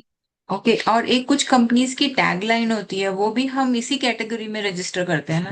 Yes ma'am, yes. वो टैगलाइन उसी में आपका जो लोगो होता है उसमें आप डाल सकते हो, साथ में टैगलाइन नीचे व्हाटएवर. कर लो दुनिया मिट्टी में, जैसे ये एक टैगलाइन है ना रिलायंस की, तो यू कैन यूज, वो आप टैगलाइन यूज कर सकते हैं, वो कोई प्रॉब्लम और कई बार एक सर लास्ट क्वेश्चन, बहुत सारे क्वेश्चंस होते हैं इनमें, नहीं. नॉट एट बहुत all, not at all. Interesting, it is very very interesting. मैंने लिखा भी है हालांकि, but it is actually very interesting and we are getting good mileage out of it from our foreign clients when we work on it. So we are currently taking support of a trademark lawyer, very good lawyer. And what I could see that sir, एक suppose किसी ने कोई book लिखी है और उसमें कई सारी लाइंस ने सेंटेंसेस ड्राफ्ट कर रहे हैं, कुछ लाइंस और कुछ एजुकेटिव और कुछ what is that called spiritual line और something which is totally new. So can that also be registered? Madam वो कॉपीराइट इशू है. The literature can be copyright, that not trademark. वो कॉपीराइट का issue है. The all literature and text book that can be copyright. Okay. ठीक है, thank you so much So Shekhar nice, जी, my thank you. pleasure. So nice, my pleasure. So Am I nice. audible? Can I take my question? Shekhar sir, Please, sir, please. Yes, sir. My name is Ankit Agarwal. I am from Panchkula. I just have जी a Ankit, small query. We have learned that trademark should be distinctive, not descriptive, right? right sir, But for example, the clients are in the pharma business, Ayurvedic, right sir, herbals, and naturals. Can right they sir. take the trademark in the name of, for example, Shekhar Naturals, Shekhar Ayurvedic? I'm asking this in the specific, for example, in the case of sugar free. We have Hmm. seen we have seen the advertisement. The name is directly in the name of sugar free, right? Right And sir. it is purely distinctive. So, taking that into context, can I take the trademark Shekhar Naturals, Shekhar Ayurvedic, Shekhar Herbals? Sir, you can take that trademark Shekhar Natural, but you are talking about sir sugar free. I think that will be only they have used in the advertisement. But sugar free word. So I have just searched before asking you on the Google. They have TM written. It is still not R. It is still in the process of TM. So Okay, maybe you it are, is. it is a matter of litigation, may or may not be allowed by the department. But there are sir clear instructions. It should not be restrictive So we and should should not be avoid that. similar. हाँ, we should avoid that because it is a longer journey, sir. 2 साल का time है. After 2 years, department refuse your application, you will face the heat. So it's better कि हम लोग पहले से ही देखिए, being a chartered accountant, हम लोग तो बहुत उसमें चलते हैं, है ना, थोड़ा सेफ खेलते हैं, आगे की सोच है। आगे की सोच के चलते हैं. आफ्टर 2 years वो रिजेक्ट हो जाएगा, रिफ्यूज हो जाएगा ड्यू टू एनी रीजन, तो आपकी कॉस्टिंग, आपका एफर्ट्स, आपकी जितनी एडवर्टाइजमेंट थी वो सब ना वो वेस्ट हो जाएगी. That will be loss. So it's better कि जो चीजें अलाउ नहीं है we should not go for that. हम लोग लिटिगेशन को अवॉइड करते हैं. अदरवाइज ठीक है, आप अगर प्रोफेशनल पॉइंट ऑफ व्यू से सोचे तो आप उसको कह देंगे कि ठीक है आप कर दीजिए अप्लाई, लेट्स सी जो होगा देखे जाएगा. बट मैं मेरी अप्रोच कुछ डिफरेंट है. हम ये सोचते हैं कि जो काम हो सके, जो ट्रेडमार्क रजिस्टर्ड हो सके पॉजिटिवली, हमको वही Right. गाइड करना चाहिए और वही अप्लाई करना चाहिए sir. Understood. So should we suggest Shekhar Naturals, Shekhar Herbal or not? What is your opinion on Shaker this? Natural can be registered, sir. There is no such bar. It So can be that registered. is not a descriptive. Means would that be counted as distinctive trademark or generic? Means Sir, Shekhar natural उसमें क्या है ना sir, यहाँ से ये नहीं पता चलता कि वो किस पर्टिकुलर प्रोडक्ट के लिए. जैसे मैंने अभी यहाँ पे आपको ये क्लियर किया था कि लैपटॉप वर्ड जो लैपटॉप्स के लिए है वहां पे प्रोडक्ट देखा जाएगा, ठीक है, तो उसके लिए वो नहीं हो सकता. For बट example, आपने okay, just sorry, interrupting in between. So please. means Shekhar Natural Pharmaceuticals नहीं मिलेगा. For example, हाँ. Shekhar Naturals मिल जाना चाहिए. This is what I'm getting into. हाँ, वो फार्मास्यूटिकल मिलेगा आपको, बट वो मिलेगा क्लास 35 में, बिकॉज वहां पे मार्केटिंग एंड एडवर्टाइजिंग होती है, वो होती है कंपनीज की और फर्म्स की. बट जब आप क्लास 5 में जा रहे हैं तो वहां पे वो प्रोडक्ट को डील करता है क्लास 5, तो क्लास 5 में वो नहीं मिलेगा. Understood. क्लास 35 में मिल जाएगा. Not a Okay, big. and one last question. Like for example, मेरा already एक trademark registered है. जी सर. किसी और ने कोई similar trademark फाइल किया. How do जी sir. I get to know कि किसी ने फाइल किया and I can file for the opposition or I need to Yes, sir. regularly check? You have to sir regular check, because जो journal publish होता है वो every week publish होता है. You have to just check the journal. जितने भी मतलब consultants हैं वो रेगुलरली जर्नल को चेक करते हैं, राइट, और अपने क्लाइंट्स का वो देखते रहते हैं कि मेरे साथ कोई सिमिलर ना हो. तो तभी देखो, कंपनी को कभी नहीं पता चलता, ऑनर को कभी नहीं पता चलता कि किसी और ने उसका जो ट्रेडमार्क है कॉपी कर लिया है. वो कंसल्टेंट ही है जो उसको अवेयर करते हैं, रेगुलरली वो चेक करते हैं जर्नल. आप भी चेक. जी जी. Right. Thank you so much. So pleasure, my pleasure, sir. So nice. Hello. Hello. हाँ सर, एडवोकेट राहुल अग्रवाल बोल रहा हूँ. सर नमस्कार. जी सर. सर इसमें आपने काफी ट्रेडमार्क अप्लाई करे हैं. इसमें एक स्कीम निकाली थी गवर्नमेंट ने, SIPP. जी सर इसके अंदर जो रिफंड मिलता है बाद में फैसिलेटर के लिए, जो भी फैसिलेटर होते हैं, तो उसका कोई प्रोसीजर आपको मालूम है? क्योंकि डिपार्टमेंट में भी कोई नहीं बता पाता. सर वो रीइंबर्समेंट है जिसकी मैं बात कर रहा था, reimbursement of trademark plus professional fees जो मैंने बात की थी, वो यहाँ पे मैंने यहाँ पे आपको अभी आपने MSME का बताया था सर. जी जी जी जी जी जी. ये मैं सर एक्चुअली, हाँ सॉरी, मैं ना नहीं, सॉरी मैंने ना एक्चुअली मैं उस फील्ड में गया नहीं. MSME के लिए तो हम लोग रूटीन में डालते हैं. बट वो मैं नहीं उस फील्ड में गया। सो मतलब मैं लेट मी चेक, मैं उसको स्टडी कर लूँ, अगर हुआ तो वो मैं आपको पर्सनली कनेक्ट कर लूंगा, बट राइट नाउ वो मेरे उसमें नहीं आप है सर। चेक भी करते होंगे जब हम लॉगिंग करते हैं तो ऊपर की साइड में SIAP फैसिलेटर की फैसिलिटी आती है। राइट सर, राइट, बिल्कुल आती है, हाँ, बिल्कुल आती है। बट तो हम लोग वो अभी जो जो उसमें उसमें कभी। जी जी जी उसमें प्लीज। जो जिन जिन जो जो इसके अंदर फैसिलेटर बन चुके हैं उनके लिए स्कीम आई थी। पर जी इसका जी। रिम्बर्समेंट कहाँ पे होता है, कैसे होता है, डिपार्टमेंट में भी नहीं मालूम, कहीं भी नहीं मालूम। मे बी हाँ आपको सर, मैं मालूम ना, हो। हाँ नहीं, मैं ना उसमें एक्चुअली गया नहीं उसके लिए, क्योंकि MSME रिइंबर्समेंट में तो हम लोग काफी डील करते हैं। बट अभी ये टर्म के लिए मैं एक बार, मेरे को R&D कर लेने दीजिए, मैं कर लेता हूँ आज ही इसको। तो मैं पर्सनली आपको कनेक्ट कर लूंगा। अब मुझे एक नंबर शेयर कर दीजिए आप ना, तो हम इसमें डेफिनेटली डिस्कस कर लेंगे, बिल्कुल होती है। मैं डेफिनेटली मैं आपको आपकी शेयर क्वेरी कर सॉल्व दूंगा। करूंगा। जी जी जी या sir, please. Thank you very so much sir, thank so you. Nice sir, so nice, so nice sir, thank you. Hello. Hello. Hello. जी शेखर हेलो। सर। हेलो। जी सर, जी जी जी जी जी सर सर। कभी कभी जैसे ऑब्जेक्शन के टाइम पे इशू आता है कि ड्राफ्ट कैसे करें ऑब्जेक्शन। तो हाँ सर सर, मैं इट आपको वुड बी ड्राफ्ट, ग्रेट आपको अगर आप रिप्लाई, मैं यस ड्राफ्ट यस। रिप्लाई आपको शेयर कर दूंगा। आप मेरे को मैसेज ड्रॉप कर देना। मैं बताता हूँ आपको, ट्रेडमार्क के जो रिप्लाईज होते हैं ना सर, जी अ, हमने कोई, देखो, कोई कोर्स नहीं किया, मतलब बीइंग ए सीए हमारे लिए कोई है नहीं ना, कहीं पे भी कोई हमारे किसी ड्यूरिंग एजुकेशन भी या ड्यूरिंग स्टडी भी कोई यस ऐसा यस कोर्स नहीं था। यस। तो वो प्रैक्टिस ही प्रैक्टिस मेक परफेक्ट है ना, वो हाँ पुश हाँ। पुश प्रैक्टिस जिसको बोलते हैं ना, PPP के ऊपर काम करते हैं हम लोग, सब पुश पुश प्रैक्टिस करते हैं सबके लिए, ठीक है। करेक्ट है। तो हाँ, तो गूगल सर्च किए, बहुत सारे रिप्लाईज मैंने रीड किए और लोगों के फाइल किए हुए। सिंपली ना कुछ लोग सिर्फ एक पेज का रिप्लाई फाइल कर देते हैं कि sir we our trademark is not similar, please allow, मतलब वो दो हाँ लाइनें लिखते हैं, सबमिट कर देते हैं। हाँ जी हाँ जी। लेकिन हम जो रिप्लाई फाइल करते हैं ना, वो मैं 5 से 6 पेजेस का रिप्लाई फाइल करता हूँ। और मेरे हम्म 90% केसेस के अंदर हियरिंग नहीं आती, क्योंकि मैं वो सारा कुछ रिप्लाई में इतना एक्सप्लेन कर देता हूँ with all examples and judgement, कि हियरिंग आने की नौबत नहीं आती, क्योंकि वो हियरिंग में भी फिर क्या डिस्कस करेंगे। अब अगर मैंने 2 लाइनें लिख के सबमिट कर दिया कि sir my my trademark is not similar, please allow, I pray, तो डिपार्टमेंट फिर आपसे हियरिंग में ही पूछेगा कि बताओ भाई क्या कहना चाहते हो आप, क्यों सिमिलर नहीं है ना। तो हम्म। मैं आपको ड्राफ्ट रिप्लाई भेज दूंगा, आप मेरे को पिंक कर देना, व्हाट्सएप कर देना। मेरे रिप्लाई में आपने सिंपल कुछ नहीं करना, अपना एप्लीकेशन नंबर और ये सिर्फ चीजें 2 4 चेंज करनी है, चढ़ा देना उसको गाड़ी। मैंने कोशिश किया उसमें ऑनरेबल कोर्ट्स की जजमेंट वगैरह सारी यूज करने की, ठीक है। हाँ और हाँ। हम वही फाइल करते हैं, तो हमारा एक्सपीरियंस ये है कि 90% केसेस में वो एक्सेप्ट हो जाते हैं। ठीक है सर, आपका व्हाट्सएप नंबर शेयर करेंगे सर? मैं करूंगा साहब, मैं वैसे अभी मैं इसके बाद वेबिनार के बाद कर दूंगा, वैसे उसके अंदर नहीं है, ठीक है।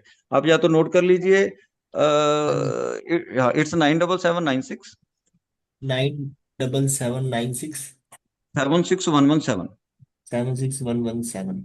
ये सर एक स्क्रीन है सामने, आप इसकी पिक ले सकते हैं, इसमें है नंबर। Okay sir. तो मैं आपको शेयर कर दूंगा डेफिनेटली, मैं आपको ऑपोजिशन, ऑब्जेक्शन, ठीक हाँ है, जी। एविडेंस, सारे रिप्लाईज जो है ड्राफ्ट, वो आपको शेयर कर दूंगा सर। Okay sir. जी सर। सर एक थैंक यू। रिक्वेस्ट है आपसे कि जी नंबर सर। फिर से शेयर कर सकते हैं क्या सर एक बार?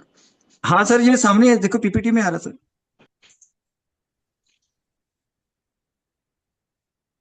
आपने जिस व्यक्ति को कॉल किया है वो अभी। आप सिर्फ कॉमन ईमेल पर करेंगे ना सारे अपने details, details along with this PPT। Madam yes अगर मैम। आप चाहेंगे तो मैं ये करूंगा, ये PPT शेयर कर दूंगा, कोई प्रॉब्लम नहीं। अगर आप चाहेंगे तो मैं जो ऑर्गेनाइजर हैं डॉक्टर राज चावला जी, इनको शेयर कर दूंगा, वो हेलो। आपको आगे फॉरवर्ड कर देंगे, या आप पर्सनल मेरे से बढ़िया बढ़िया कनेक्ट बढ़िया। करना चाहें तो मैं, आप मेरे को जरा ड्रॉप कर देना, मेरा व्हाट्सएप डाटा ड्रॉप तो कर वो देना। पे करता है। तो मैं पर्सनली भी कर दूंगी, मैं जरूरत रहती है। और जी आई थिंक राज सर कर देंगे, उन्होंने लिखा तो है, जी मैम। कर प्लीज मैम, देंगे वो। बस वो कर देंगे, right ma'am, I share to Raj Chawla ji. ठीक है। जी सर, एंड जी sir. Thank you very much sir, thank you so much. My my pleasure ma'am, so nice, it's great pleasure for मी।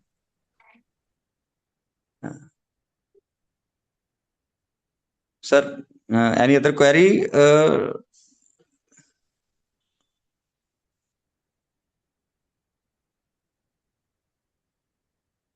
सत्यम जी, कोई और query? Sir, one query from Subham Gupta asking, do जी, I have to create new ID every time for every client? Not at all sir, not at all. Once you will create a login, अगर आप clear कर लेंगे तो जैसे ही आप login create करते हैं, एक आपको ना सर आईडी अलॉट हो जाती है, एक नंबर अलॉट हो जाता है, उसको प्रोपराइटर नंबर बोलते हैं। और जब दोबारा से आप एप्लीकेशन फाइल करने जाएंगे तो वहां पे वो आपसे पूछेगा कि आप किसी ऑलरेडी प्रोपराइटर के लिए फाइल करने, मैंने ना वो विंडो में यहाँ पे दे नहीं पाया। इसके बाद एक विंडो आती है, अगर वो लॉगिन में आप देखेंगे तो वहां पे वो प्रोपराइटर नंबर डाल दीजिए पुराने वाला ही, तो फिर वो उसी प्रोपराइटर की मतलब डिटेल्स ओपन हो जाएंगी। अगर आप नया भी क्रिएट कर लेंगे तब भी कोई प्रॉब्लम नहीं है, वो नया एक नंबर लॉट हो जाएगा। आप 10 बारी नंबर लॉट कीजिए, अप्लाई कीजिए, लॉगिन कीजिए, कोई प्रॉब्लम नहीं है, वो डिफरेंट डिफरेंट भी कर लेंगे, कोई प्रॉब्लम नहीं है। अगर आप ऑलरेडी आपके पास है वो नंबर, तो आप उसमें प्रोपराइटर नंबर डाल देंगे। इस विंडो के बाद एक विंडो आती है, यहाँ पे वो पूछेगा कि आप किस प्रोपराइटर के लिए अप्लाई करना चाहते हैं।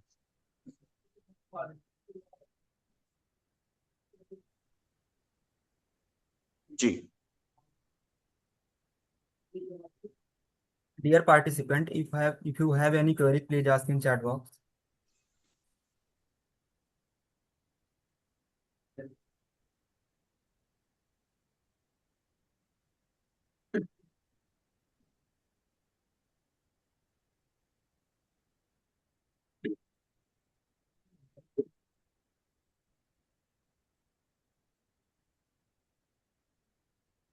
Sir, not any query in chat box.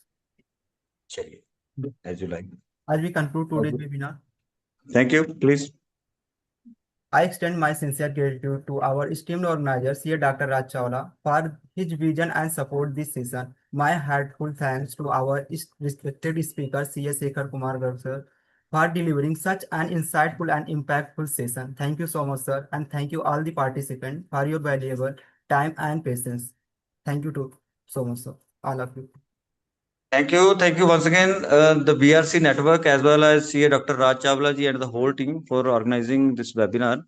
And I will always available for any query, for any consulting. We are always available. We will be connected through WhatsApp, or you can also drop me a mail.